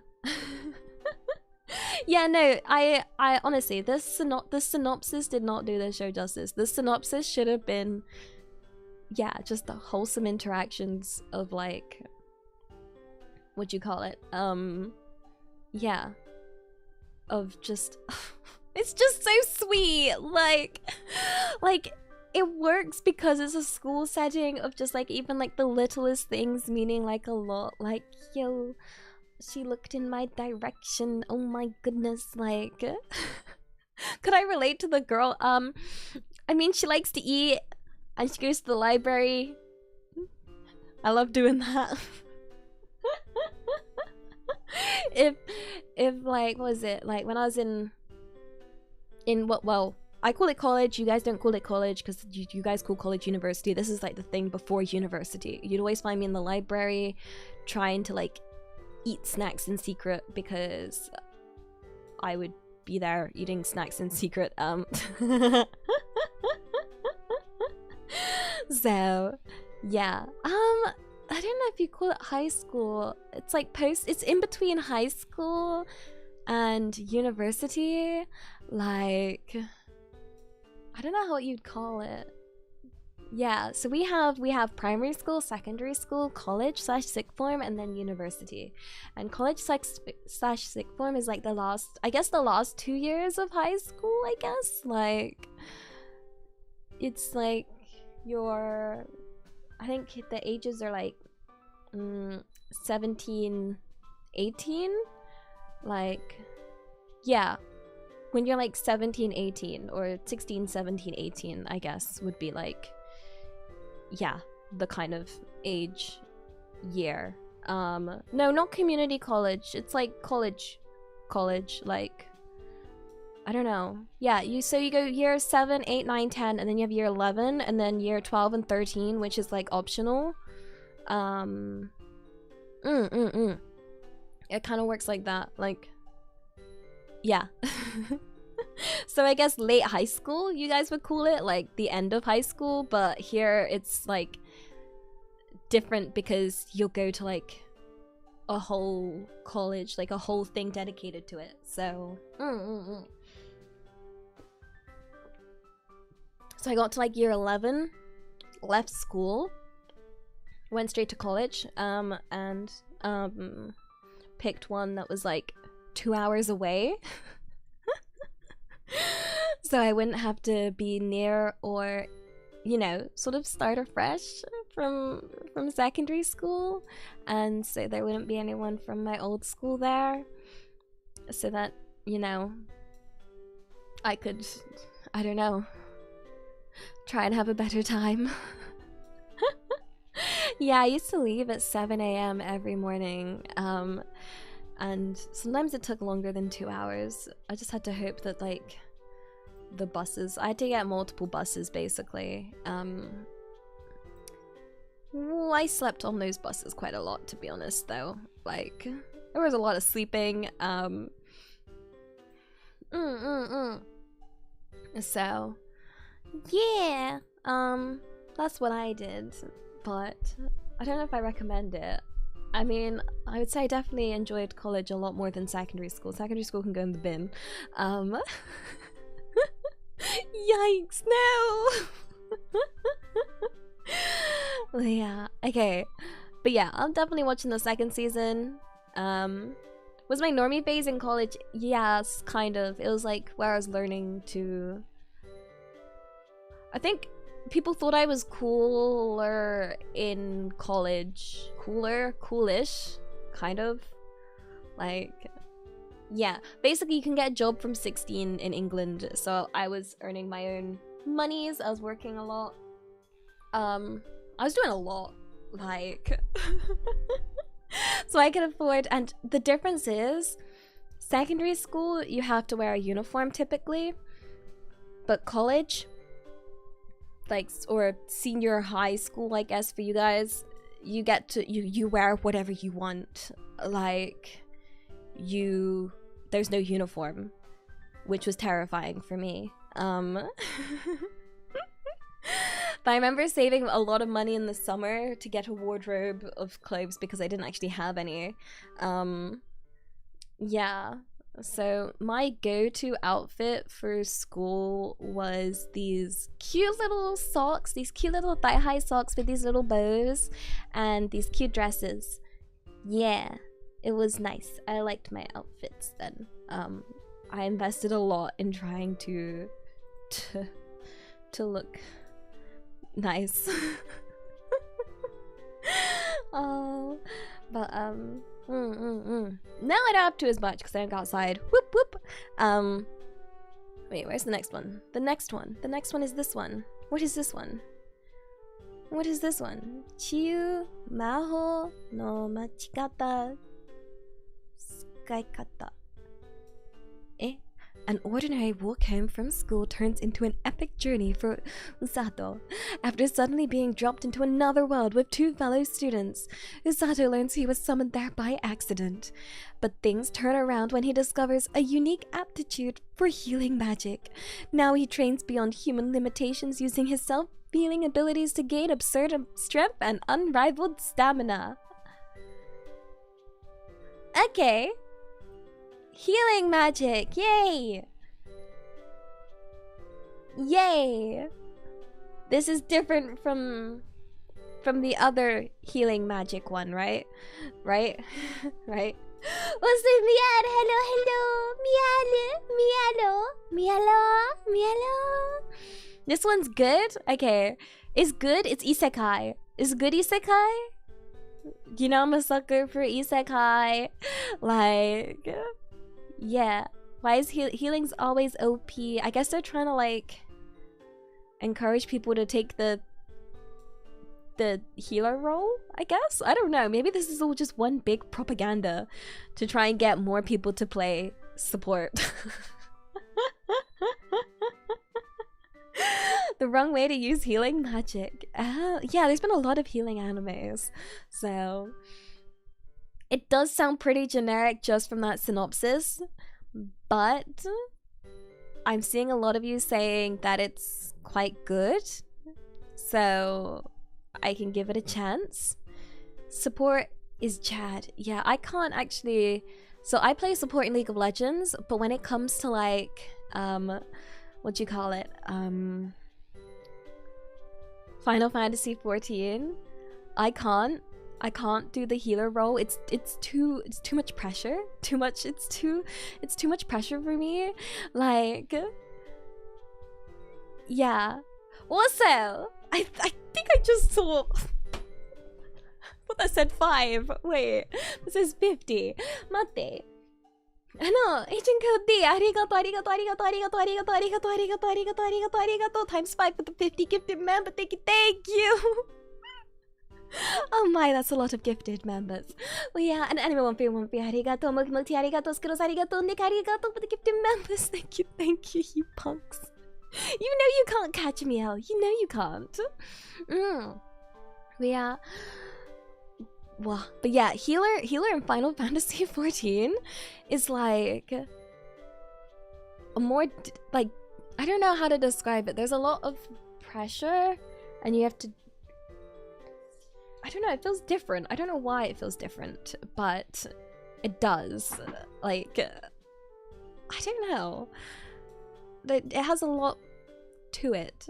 Well, I don't know why. I guess the responsibility is higher because with DPS there's like two DPS. So yeah, and there's a lot of mechanics to the Final Fantasy 14 healers, and yeah, I just want to do explosions sometimes, like, yeah, but oh, I've not played any League recently. I've been sucked into Power World. No. Oh well, that's probably good for me. It's probably for my own good. Yeah. Also, 大輝ありがとう Happy 9 months 大好きだよ Heart.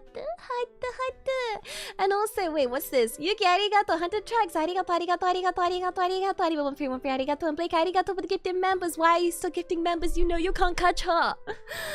Yeah. But yeah, we're talking about winter anime. And yeah, I'm gonna give this one a try. What?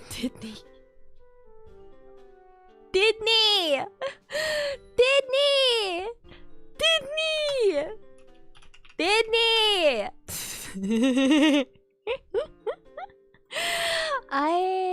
This is not Disney. This is Isekai. There's no Disney. We'll make our own anime. The anime of Ua and Elia goes to Disney. Yeah. That'll be a good anime.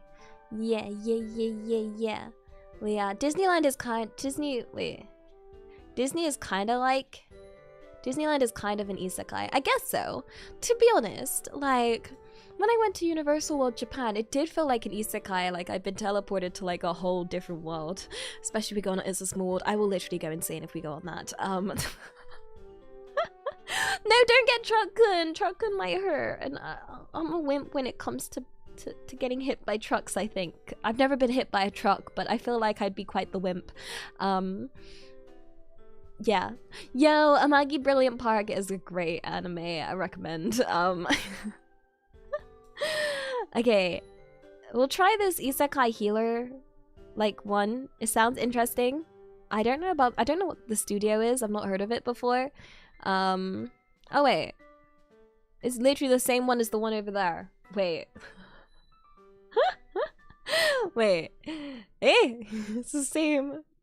Shin-A Animation. Oh, that's the same one. Oh. Ah, well. I'll give it a watch.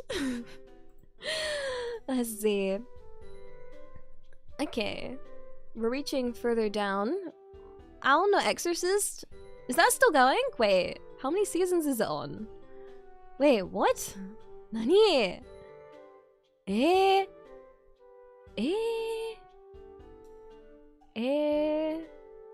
Was that? Eh? I thought... It says new. Wait. Is the sequel? Oh. Oh, I'm kind of... That surprises me. Okay, well. That one was okay. I'd already read the manga for it, so I wasn't too interested. I felt like the anime didn't add much to a manga reader's experience of the show, I guess. So I kind of skipped it. Yeah. I mean, yeah, no. It's okay, I guess. What's this next one? This next one, the manga's really good. Yeah, I recommend the manga. I don't know about the anime, but manga doesn't take as much time, so... What's this one? Majo Tsuyaji. Nani? It all started with the 17 origins, whose powers were passed down to individuals who still exist around the world today. A man carrying a coffin and a girl with the eyes of a beast appear in town. The girl was once cursed by a witch and now searches for her in order to undo the curse. Is the witch who appears before them the quarry they've been searching for? And how can the curse be undone? The quest for revenge against an evil witch begins rolling when the beast captures the witch. The magnificent and intense dark fantasy starts now. Sounds very fantasy. Sounds very, very, very fantasy. Yeah, they didn't explain the coffin. Like... they just brushed over that. They were like, this guy's carrying a coffin. This girl, she got revenge. And I'm like, but... eh? But what does the coffin do? Why have we got a coffin? Is it to put the witch in? Like, are we carrying this round to put the witch in the coffin? Like, that's how prepared this person is for that revenge? Like, I don't know. Portable bed? Maybe. Vampire? I don't know. Yeah.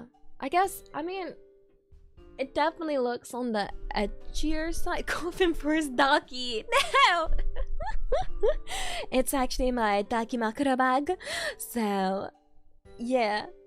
I mean, I guess I could give it the 3-episode treatment. Well, I can't give it the 3-episode treatment right now. There's only 2 episodes out.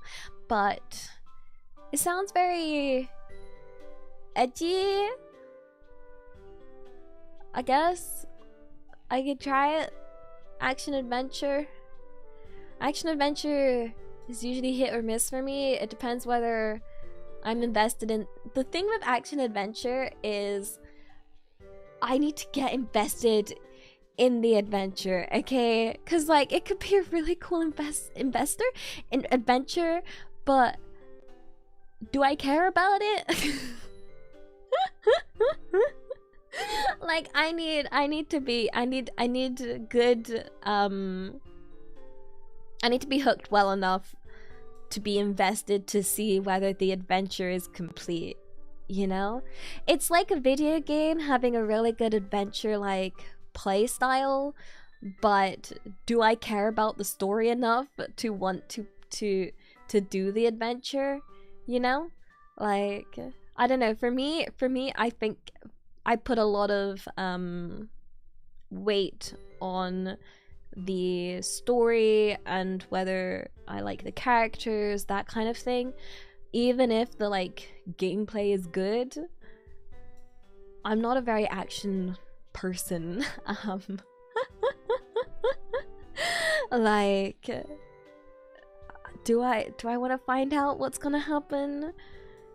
Like, yeah, are the characters interesting enough? Does the story really grab me? Do I want to see what happens? At the moment, I'm not very invested based on the synopsis, but I'm willing to give it a try because synopsises are not very good at really encapsulating whether it's gonna be good or not, you know? Sometimes they don't do it justice. So, yeah. I'm entertained with shooting pals empowered. Yes, I'm invested in gaining the levels. Yeah, and building the big base because then I will build a really cool base and I am the character. I am invested in this character. The character is me.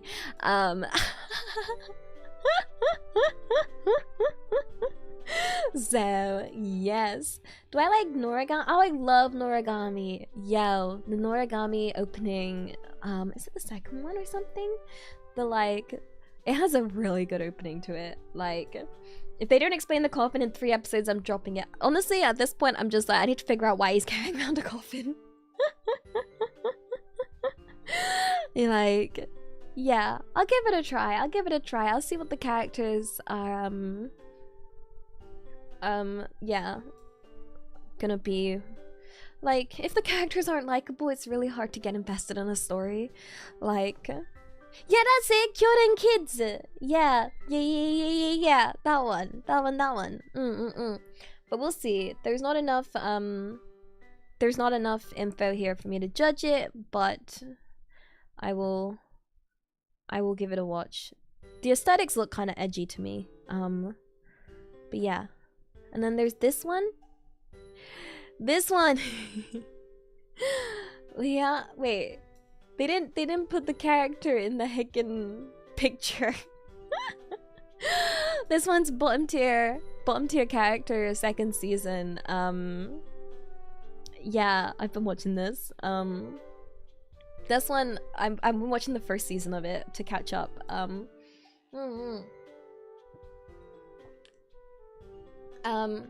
The main character is the one taking the picture, I guess. So this high school anime is like, I wish I had this when I was in school, because it's like a step-by-step guide on how to blend in with normies. And it makes so many good points, like things like posture, expression, how you hold your face, like being able to you know, how to roll with conversations and how to, like, all of these how-tos. It basically covers all of that. Yeah, in that, like, I talked about it, I don't know if it was on like a member stream or a regular stream. Yeah, so this is about a guy that's not very cool in school, like trying to considers himself a bottom tier character and that life as a game sucks because he's a bottom tier character. But he's great at their version of Super Smash Brothers. I mean, the girl in the first episode's really mean, but yeah, don't get too put off by how mean she is when they first meet. Yeah. It's like How to Be a Normie, the anime. Yeah. Yeah, I don't know how the second... I'm still working my way through the first season. My speed at which I watch anime is limited by how much I eat, because I like to eat and watch at the same time. So, I'm gonna see how it goes. And I think what was refreshing and quite nice was, there were parts... I don't know whether it's gonna keep... I don't know which direction it goes in, but there's like a part where like the girl's like trying to give the guy like quests because she's like trying to set it up as like a game for him. And I think there's one part, sorry if this is a spoiler, it's not a big spoiler, it's just a little bit, which I found really refreshing for the anime, was like how there's like a misunderstanding where the guy goes to the library all the time and he spends a lot of time in the library and just picks like the nearest book and is just actually working out game strategies, but just keeps a book in front of him to look busy. And a girl in the library thinks that he's reading this book, and like she really likes the author of the book, and the misunderstanding is that they both like this same author. And usually in a lot of animes, a lot of drama stems from that kind of thing, you know? Oh gosh, Gamers the anime. Oh no, you mean Misunderstandings the anime. And like, in their first encounter, he kind of pretends to be like, oh yeah, I really like this author too.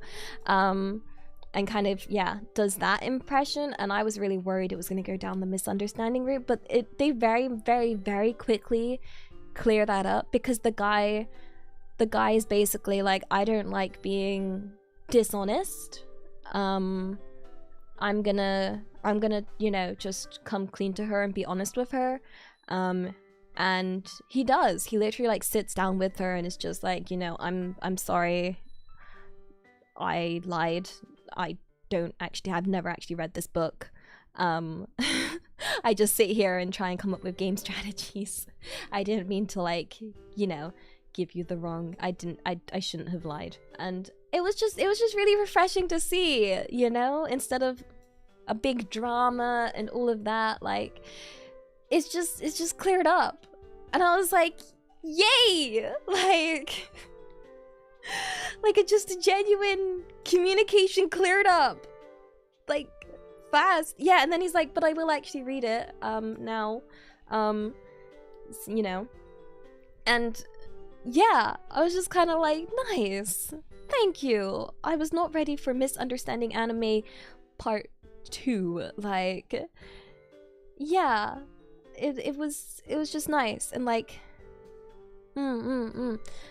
it was pretty, I don't know. I found that part was quite nice and reflective of, like, you know, it's not unnecessary drama, basically.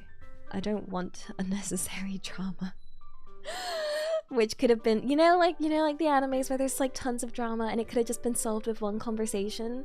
Like, and you're like, yeah, so over the top. I mean, Gamers is an example where they went ham and on like how over the top it was, that it became like a funny aspect of it was just how hilariously misunderstood everything was. But like a lot of, I think this happens a lot in shoujo animes where there's like a big betrayal and big drama from these kind of things, which is like really annoying. So it was, yeah, refreshing to see it cleared up so quickly. But I'm interested to see where this goes, how this goes. There's a lot of cringy moments in this anime, and yeah, it's like I couldn't get through. Oh, what was that anime called? There's one I genuinely couldn't bring myself to watch because it just hurt me and made me hurt from cringe too much. I couldn't continue it. What was it called? I want to say it's like Watamote. Yeah. Oh. Oh, I couldn't. This one hurt me too much. Yeah. Yeah. That one hurt me way too much. I couldn't. It was such a high level of cringe. Was it, no matter how I look at it, it's you guys' fault I'm not popular. Watamote. That one I couldn't bring myself to watch. It hurt me. I tried watching it. I got quite through it, but my goodness, it hurt. It hurt me too much. Yeah, about 4 episodes I got in. Yeah, and like, it hurt me too much. Maybe it just hit too deep, like, of my own experience of being cringe, and oh, I don't know, like, this one's a bit better. This one's bearable. It's got cringe to it, where like the guy's trying to learn how to have conversations and it's awkward as heck, but it's bearable because I think the progress of the character is like enough to be like, okay, this is cringe and it hurts and it's awkward right now, but he is improving and he's trying, and it's gonna be, you know, you can see that the progress pace is pretty decent, like, so I think that's the difference between this one and that one. But yeah, I think I still need to get through the first season though to fully judge it, but yeah. Well, say Gruber, arigato. Here, loud and clear. We all support the cute goose and call her a cute goose, and she works hard for us, so we should work hard for her too. No. One, I'm not a goose, and work hard for yourself. Onegaishimasu. Yeah, Watamote didn't have any progress, and I think that was what was hurting me. Yeah. Well, you guys see the one in the bottom right? Yo. I need to watch the one in the bottom right. We're talking about the one in the top left, the bottom tier character one, but like bottom left there.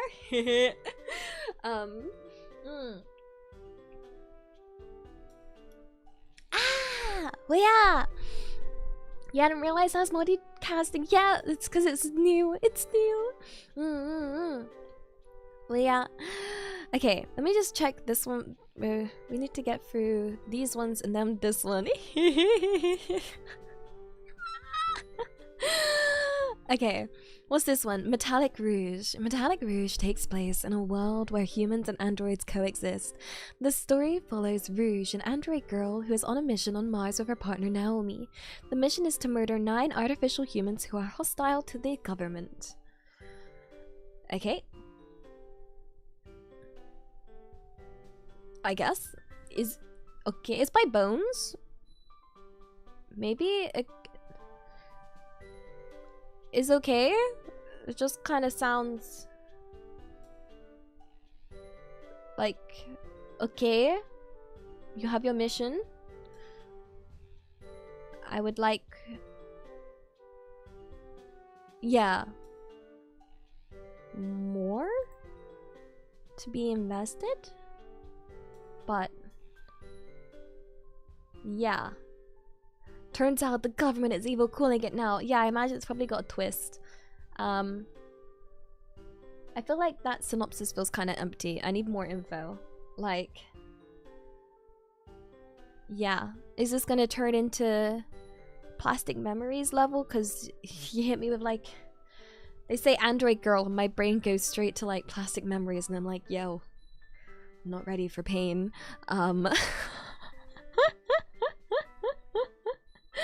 So yeah,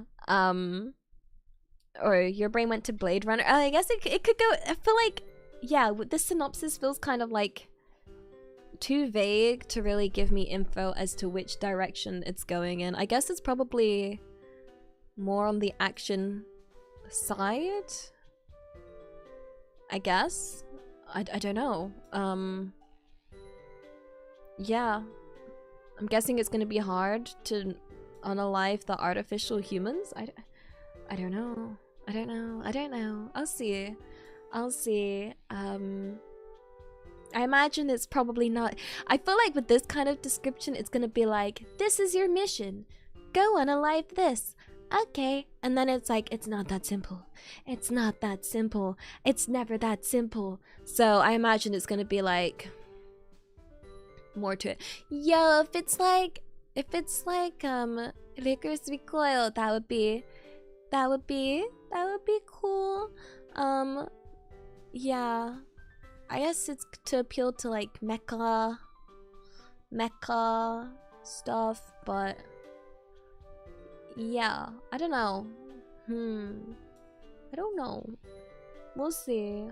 I guess this is one I have to try to find out. Like, yeah, no, I don't really know. I feel like the description's too empty for me to know. Okay, let's go into the next one. Why don't I know? Nani? What don't I know? Wait. I wouldn't know what I don't know. That is why I don't know. I'll be honest, I'm very confused. I'm sorry. I'm not sorry. I just don't know. I don't know. Like, I don't know.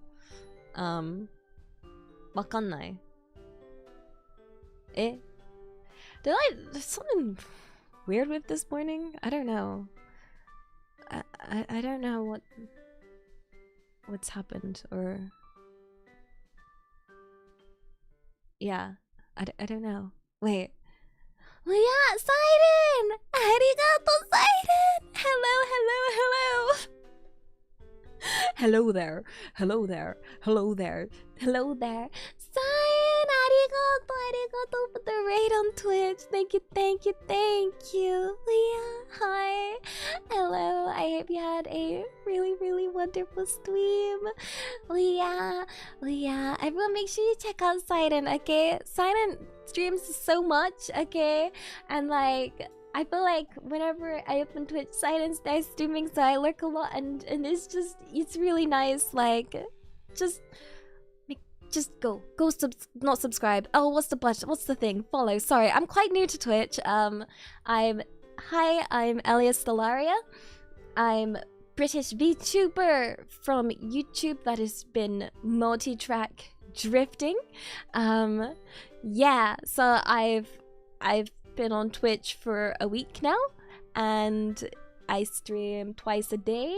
I'm doing a Zatsu / just chatting about anime at the moment.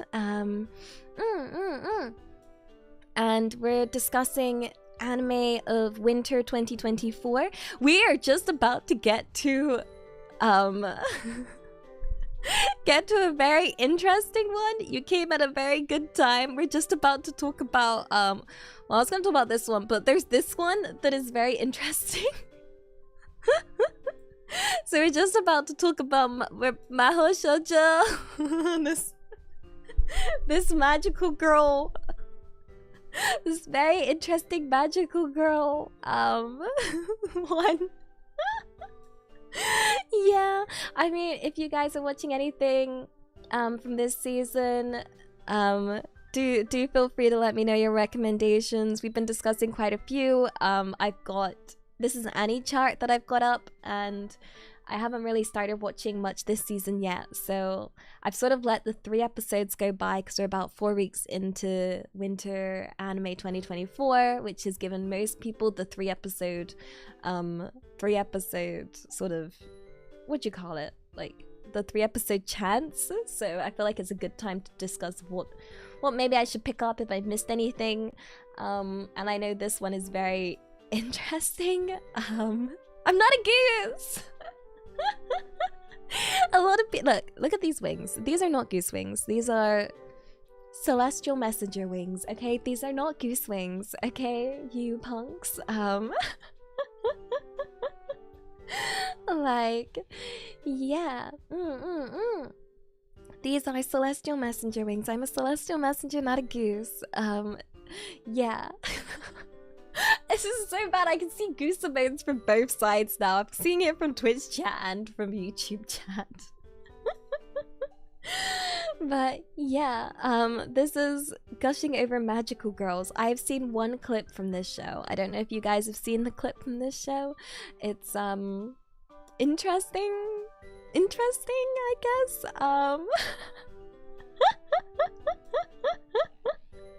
Like, let me read the synopsis. Okay, so it says Hirage Utana is a major fangirl of the magical girls protecting her city. So when she has the chance to become one herself, she leaps at the chance to join their Technicolor ranks. But when she transforms, she learns she isn't fated to be a daring do-gooder, but rather a villain on the side of evil.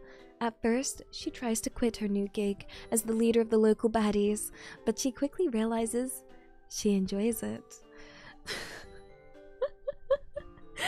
And is a total natural at tormenting the magical girls she loves so much.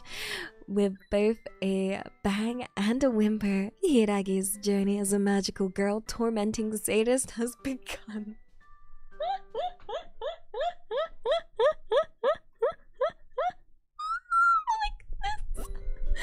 Oh my goodness. Yeah, so as you can see, this is an ecchi anime. This is a comedy ecchi. Yeah, this one will make you go ayo. I've seen two clips actually. I've seen two clips from this anime. I've not watched it, but as you can tell from the synopsis, it's kind of on the sussy side. Wait, it has uncensored parts. Wait, this isn't just ecchi. This is borderline hate. Mate. So, there's two scenes I've seen. One is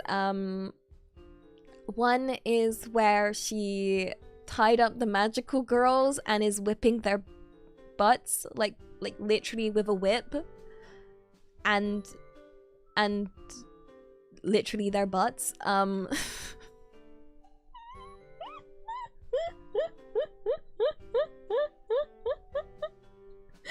And I was like, mate dayo, what is this?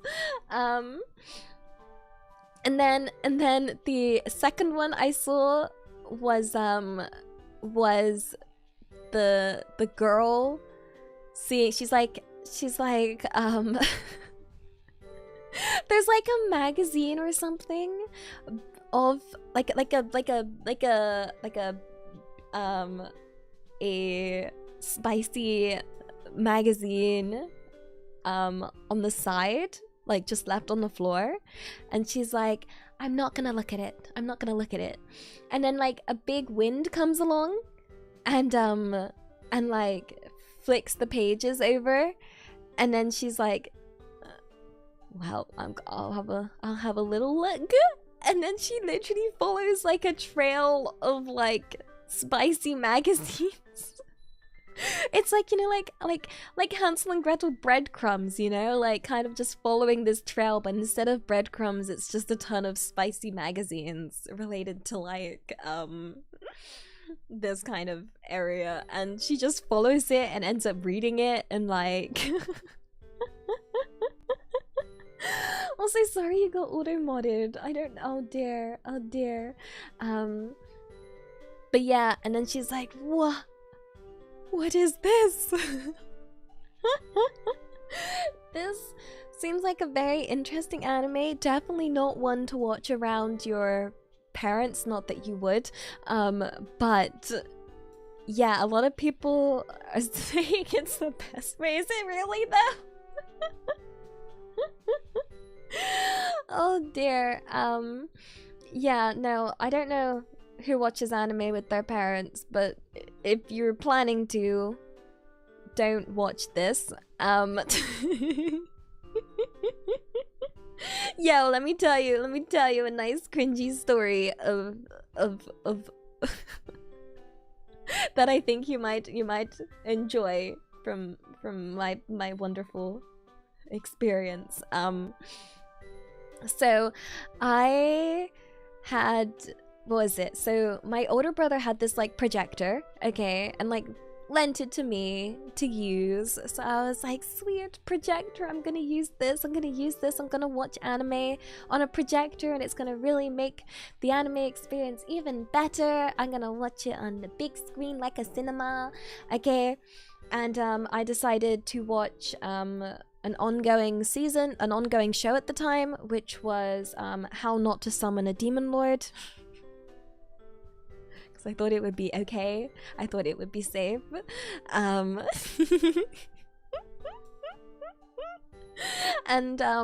for those that haven't seen it, it's not the worst. It's not too bad. It's just unfortunate timing of when your parents walk in, and they always pick like the worst time to walk in when you're watching anime.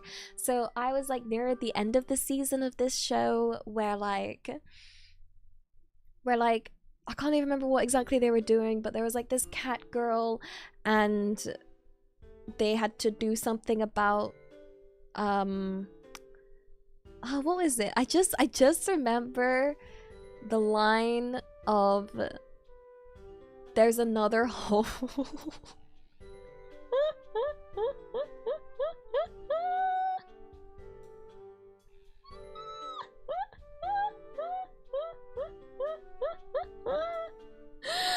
And my parents walking in and just a lot of disappointment, I think. I think there's a lot of disappointment from there. Yeah, wait, yeah, they were extracting the demon lord inside the cat girl. Yeah. Removing the seal. So yeah, I mean, I think my parents were already very disappointed in me, but I feel like I just reached a new level that day. Yeah, how did they react to it? I mean, my family aren't big on like communication, so they didn't really say anything. It's just like an awkward open the door, look, and then close the door.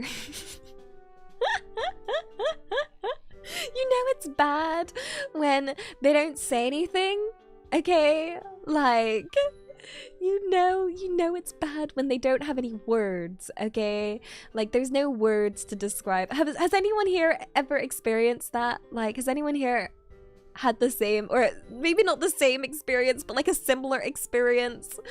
Because I'd like to not be alone in this. And the question is, what were you watching? Like, yeah, there's a few others where they've walked in, I'll be honest. One of them was Fire Force, which again, it's these ongoing seasons. These ongoing seasons always cause me issues, okay? So like an ongoing season of, it was when Fire Force first came out, and for those that don't know, Fire Force looks like, you know, you're shown an anime, but there's like one character that's like, it's like they got all the fan service and then just like channeled it to this one character that just every time she slips, all her clothes fall off, and, you know, I don't know, just so many issues, like. So yeah, there was one scene where like she falls and like the main guy's hand ends up under her bra or something, and I was just like, oh, for goodness sake, like, I thought I was safe. I'm not safe. Like, yo, it's always the bath scenes, right? Like, it's always the bath scenes that always, oh my goodness. Like, I was watching Psychopaths on a train like a dum-dum because I thought Psychopaths would be safe, okay? It wasn't, because it was nighttime and the train windows were reflective and we'd reached the stop, so everyone was like stood up, okay? And for some reason, like, the character was like on the phone but decided, I don't even know who has their phone in the bathroom by their bathtub. Like, does anyone here have a phone by their bathtub? We don't even have plugs in our bathrooms in England, okay? Like, we don't have any. We have like the little razor plug or whatever, shaver plug, I don't even know what that's for. We have like this 2-pin little, one tiny little plug, but you can't plug anything into it. But we don't have anything like, yeah, but like a hang-up phone, like an actual like landline phone in the bathroom. Like, it had the little twirly cord thing, and I was like, what? Like, yo? It's for rates. I don't know, like, who has a landline full stop? That is the real question. Sorry. My Nana Elia does. Psychopaths is the future. Apparently not in that aspect.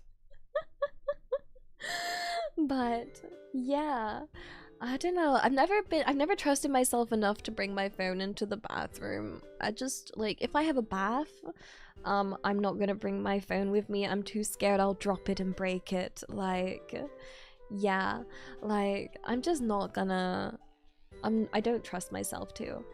But yeah, no,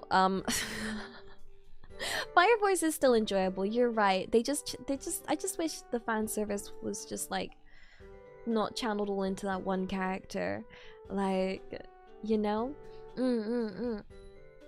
Outlaw Star. I don't know what Outlaw Star is. Yo, wait.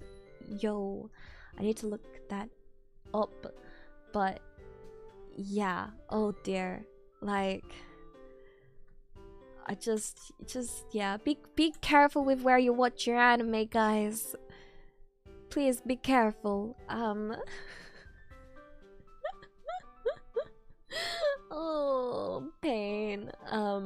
Yeah, so yeah, don't watch this with your parents, or anyone you don't want to judge you. Yeah. Maho Shoujo. This one, the gushing over magical girls one. Yeah, let me do a quick recap of what we have gone over for those that have just joined. So this is AniChart, which I really like looking at to keep track of what's out this season, because it tells me when the episodes are airing as well, which is really helpful. It organizes it kind of by hype. The only thing I don't like is if you want stuff from last season, you do have to scroll down and down and down and down to, I think it's past, it's they call it leftovers. Like, these are some great, they're not leftovers, like but these are some leftovers I highly recommend. Leftovers makes it feel like such an understatement. Imagine calling free run leftovers. Free run, okay, things I recommend are a lot of these leftovers, okay guys. I recommend Free Run. Free Run is our current like YouTube membership watch along. And then the Apothecary Diaries, I love. I recommend both of these. These are definitely very, very, very good anime that I do recommend if you are looking for something to watch this season. Which is actually, maybe it's good to pick up these kind of ones if you haven't already picked them up, because then you can binge watch the first season. And I'm jealous if you get to watch if you get to binge watch these, because these I wish I could have binge watched because they're really good. Like, yeah, don't get put off by the synopsis of either of these. I highly recommend both of these very much. If you want to know my anime watching credentials, so I've watched about 500 different anime series, not including shorts and not including rewatches, which I know isn't tons, but I hope it gives enough credentials as to my anime wisdom, maybe. I really, really, really like anime. So yeah, I guess I just need to provide like an actual Annie list of what I've watched so people can just look through that, but I need to actually sit down for a couple of hours to catch up on that. But last time I counted it, it was about like 500. They're all on the newer stuff. There's pre-90s, unfortunately. There are certain areas where I'm like not too familiar with. Yeah, pre-90s, unfortunately, I've not watched a lot of. Of the ones that I have seen though, in terms of genres, what AniChart does, which is really cool, is AniChart does keep track of like the genres and gives you like a nice little graph of like how much you watch of each genres. And it turns out I'm very balanced in that aspect. Like, I don't watch, I thought I was like too much of a sucker for shoujo, but apparently I keep it very balanced. So in terms of like the different like adventure and shonen and you know. I mean, I'm a sucker for isekai trash, but you know. We all have our guilty pleasures, okay? Like, yeah, we all have our guilty pleasures. Mine is isekai trash and shoujo trash. Yeah. I love sports anime. Sports anime is so like people don't realize you don't actually have to like sport to enjoy sports anime. Sports anime is really motivational in terms of like just watching someone try really hard at sport can just like inspire you, you know? So like I love Haikyuu. I'm a big Haikyuu fan. Oh gosh, but no, there's a lot of sports anime that are great because like yeah, you watch them try hard in their thing and maybe you're not into the sport. Maybe you have no idea what's going on. Like I watched the whole of this what was it? Is it Saki? The anime about like mahjong. I still have no idea how to play mahjong. Like, yeah, I watched the whole of Saki. I enjoyed Saki very much, but I still have no idea how to play mahjong. I'll be honest. Like, yeah. And the same with like, was it Chihara Furu? I don't know how to play that. And technically Chihara Furu comes under sport in a sense, like yeah. But like I feel like sports anime need more love sometimes because they do get skipped because they're sport. And yeah, Karuta, that's it, Karuta, arigato, Karuta. Yeah, I can't.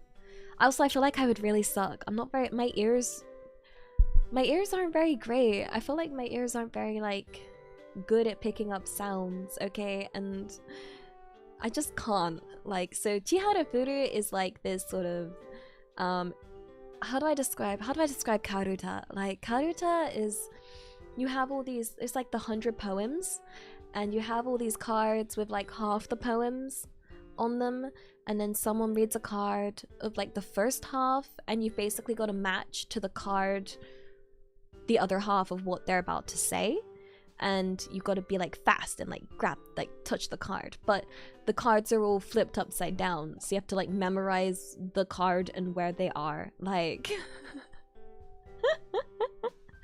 it's about like reaction speed and like it just goes into these levels of like, I don't know, but yeah, there's also a love triangle.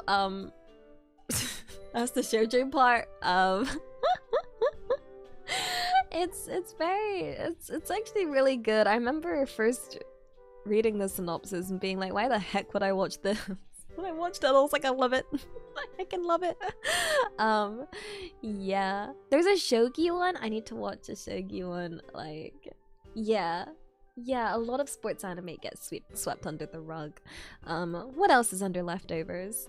Oh, there's a bunch of leftovers. Yo, wait. There's tons of leftovers. Wait, nani? There's Undead Unluck, there's Shangri-La, Frontier, like... Yeah, wait. It's so upsetting they call this all, what you call it, leftovers. Ragna Crimson, Nanatsu no Tais. How is this still going? Yo, it's not Fire Force. Here. Oh, like Beyblade! There's Beyblade? Yo! Oh gosh. Okay, one thing I found very interesting when I went to Japan was like the anime promotion over there, and like what anime is popular over there is quite different from like what I hear like on like Western audience, if that makes sense. So, like, I went to Japan for a month back in July, and I remember seeing tons of like Blue Lock promotion there, but me not hearing too much about Blue Lock in general in terms of like things that were like hyped up over here. And yeah, which is funny because you'd think England would be all over Blue Lock. It's football, aka soccer. That hurts. But Blue Lock is great. I actually watch Blue Lock is safe to watch, okay? Like Blue Lock is what I watch when I'm at the gym. Yeah. But yeah, no, of these leftovers, definitely watch these two. Cowboy Bebop was massive over here in the West. It really was. Like, it's kind of funny how things are, I don't know, popularity can vary like very differently as to what's liked and what's not liked over there and over here. But am I responding to Supa's live? I'm responding to Supa's live at the moment. Yeah, I've been on top of it. Yeah. Do I like cyberpunk? Yes. It's funny because like the fact that there's a lot of I think one of the things that determines whether like anime does well is its accessibility here. And yeah, Netflix provides a lot of accessibility, and Cyberpunk is one of those that was like available along with that. Yeah, wait, Komi-san, Komi Can't Communicate was also available on Netflix. It's kind of really random which ones are available on Netflix.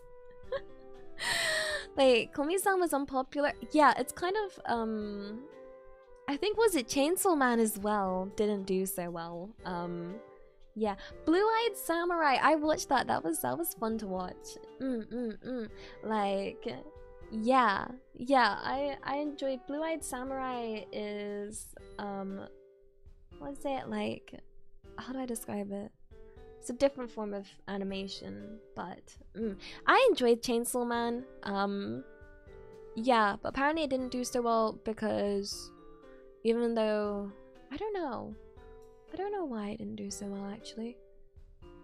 It didn't do so well in Japan apparently, but yeah, Blue Eyes Samurai, Blue Eyes White Dragon, I summon thee. Although Blue Eyed Samurai, okay, I'm a scientist. And for me, it really appealed to me because it was like about being mixed race.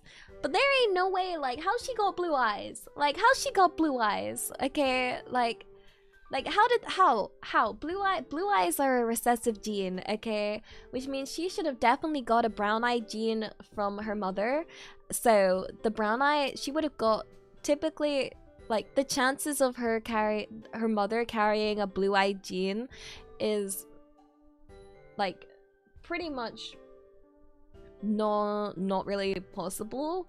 So yeah, like, I don't know how she ended up, like, how her mother was carrying a blue-eyed gene. Yeah, Blue-Eyed Samurai is Western American writers French animation. Yeah, it's an animation of, yeah, French animation's a whole other category, but very good as well. Maybe a gene mutation? Yeah, I don't know, but like, it's a very key part of the show. It's a very key part because they're like, oh my goodness, she has blue eyes. What? She is... They just decided anyone with blue eyes is like, I don't know, mixed race person. Yeah, she's the round-eyed demon.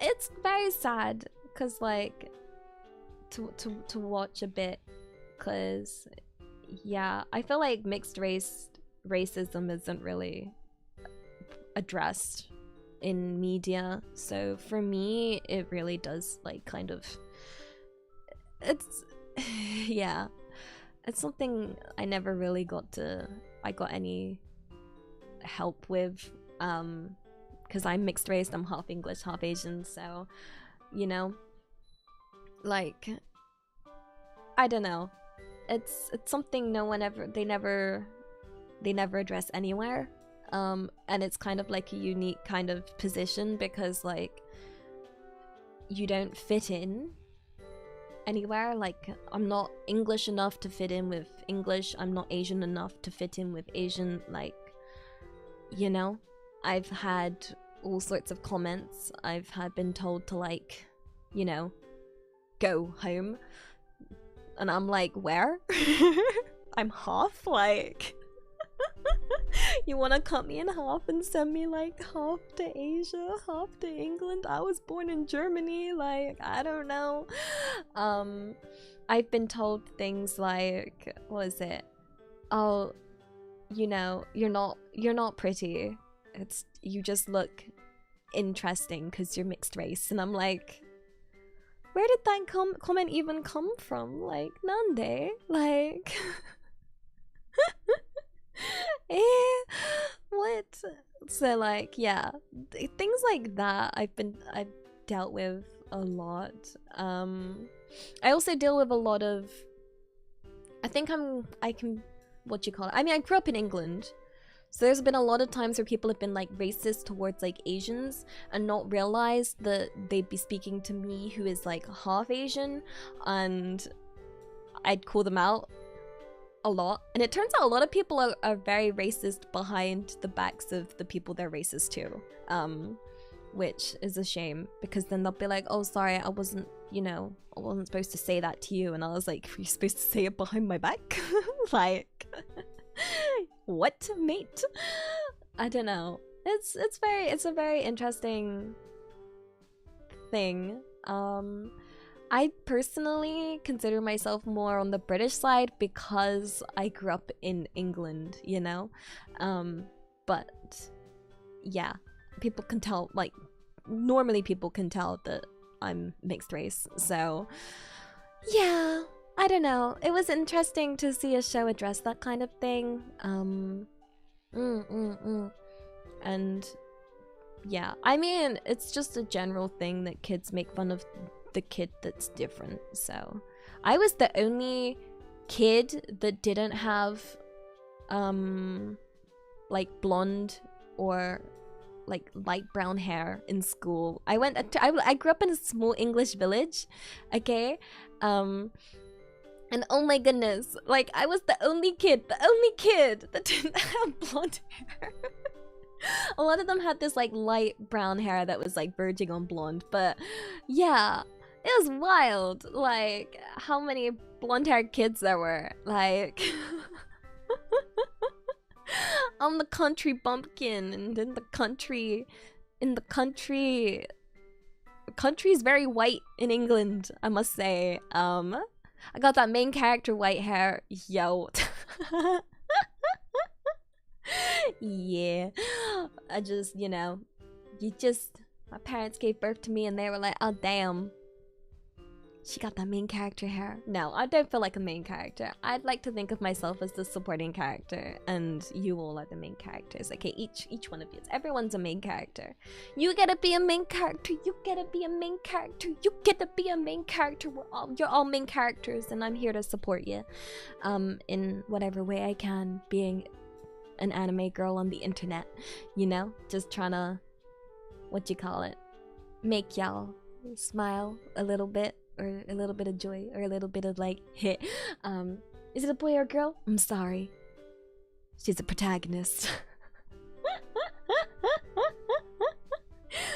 Let me guess, I sat at the window at the back, you know? I was made to sit at the front. Sad times. I can dye my hair. I don't wanna. It's damaging. It's damaging to the hair. Yeah. I mean, I could... Does this count as dyeing my hair if I do this? Well... I've not really done this voice for a while though, so I'm a bit on the rusty side doing this kind of Eleanor voice. I'm so rusty at that. I'm so rusty with the voice swap. Oh, those yo. Oh gosh. Oh dear, oh dear. I need to work on that. Like, yeah, that needs. Maybe I should come here more often, just like you Oh dear, no. I don't know what I'm chatting about. I have no idea. I have no idea. I have none. Wait, from cute to mommy? Well, we do like to consider this a mommy voice, but is this the cute voice? Because like we can go higher. We can go higher. We can go even higher. I just don't have. I guess the closest we've got for like high pitched would be where is it? This one? What? Where'd I go? Wait. これ Stellaria has the higher pitch, the kind of very traditional VTuber voice, which I guess is kind of what people normally expect from VTubers, but I can't. I can do it, but it's kind of hard, and I technically should be even higher now. I can't keep that up. I'm so sorry. Well, bring out the British again. I'm back. Yeah, no. No. This is my natural voice. I just gotta. I keep to my natural voice normally. I don't really go into the voice. It's probably not good for the throat to do that. Anime 1p1p arigato. As a main character, I announce supers to be free. No! You don't get to do that, you punk. They're never free. Look after yourself, okay? Oh my goodness, wait a second. No! I just looked at the time. I have to go. I have another stream in like less than an hour. Like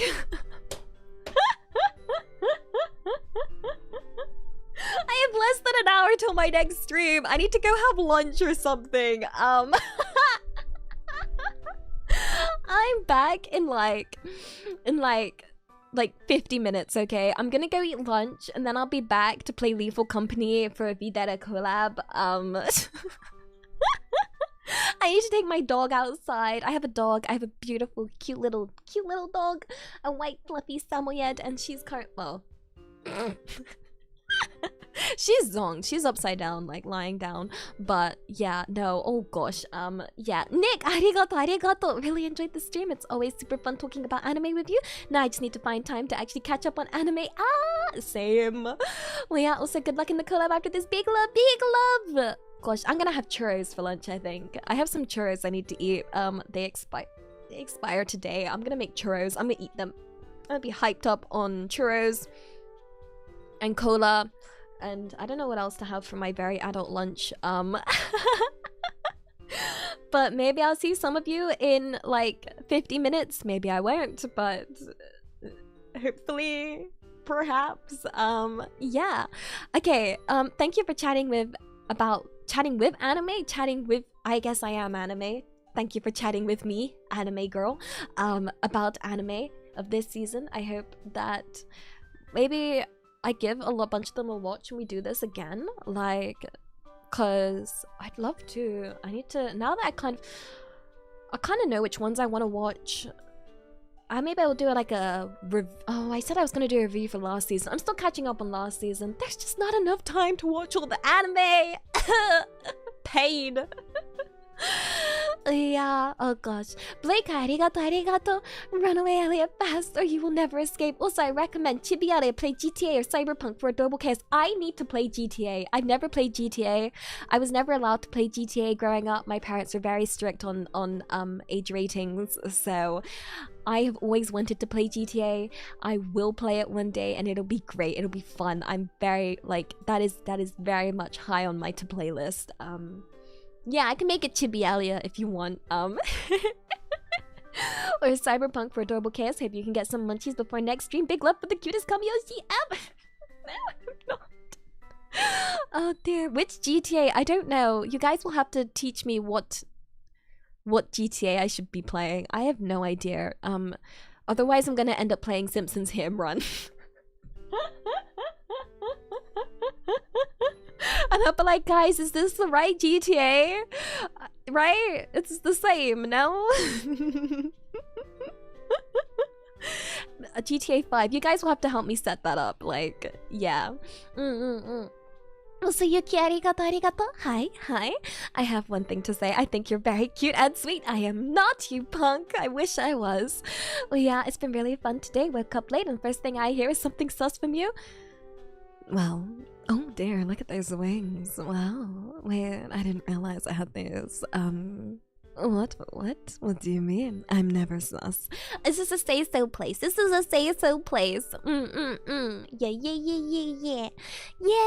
Well, yeah, but I love you all the same. Have a wonderful day. See you in the collab and best of luck. I'm gonna need the emotional support and general direction help in Lethal Company, by the way. I have no sense of direction. I need chat to be my compass for those games. Yeah, and also Animal 131 arigato. Thank you for the stream, Ellie. Now go ahead and eat something there. I'll continue to watch the next stream as a lurker, so I'll see you on the next one. Beautiful. Now you are all the beautiful ones. Yeah, please hold my sweaty, scared hand while I play Lethal Company. I'm a certified WIMP. Yeah, we were talking about whipping magical girls wholesomely. It's a wholesome whip. Yeah. Oh, when will I apply for partner? So yeah, I only started streaming on Twitch last week, so I don't know how fast one can get partner, how fast I can speedrun partner. I will try my best, but I don't know how. I'm still very new to Twitch. But I'm enjoying this multi-track drifting, and I was originally very scared of Twitch because I was told that Twitch was a scary place. But so far, my 1 week review quickly before I go of Twitch is Twitch people have been very nice and have been very lovely, and yeah, like, what was I scared of? You're all really wonderful and really kind. Like, yeah, so thank you for being so kind. A certain browser gremlin is will be helpless, very kind, and giving me Twitch advices. And obviously you guys are welcome to give me Twitch advice on, like, I need to set a lot of things up, but yeah, Twitch people are lovely. Thank you for being so nice. Yes, even though I'm British. Oh gosh, yeah. Okay, oh gosh, okay, 45 minutes to go. I got this. For now. It's a big zoom in of my face. Yo! Sorry, this is how I traditionally end my streams. Skylos, arigato. You are cute. If you agree, say you're not cute. I am bamboozled. Wait, no, but okay, you punk. No, I don't like your loophole, you what, mate? Oh gosh. Yes, so for now it's not a bye-bye because I don't like bye-byes. No, they're sad. Bye-byes are too sad. So I would like to say see you later, okay? I maybe see some of you very, very, very soon. Make sure you eat and look after yourself. Have a super wonderful morning, afternoon, evening, good night, wherever you are, because time zones are my enemy. And daisuki tayo. Daisuki. Thank you for chatting anime with me. It makes me so happy. Thank you. Yeah.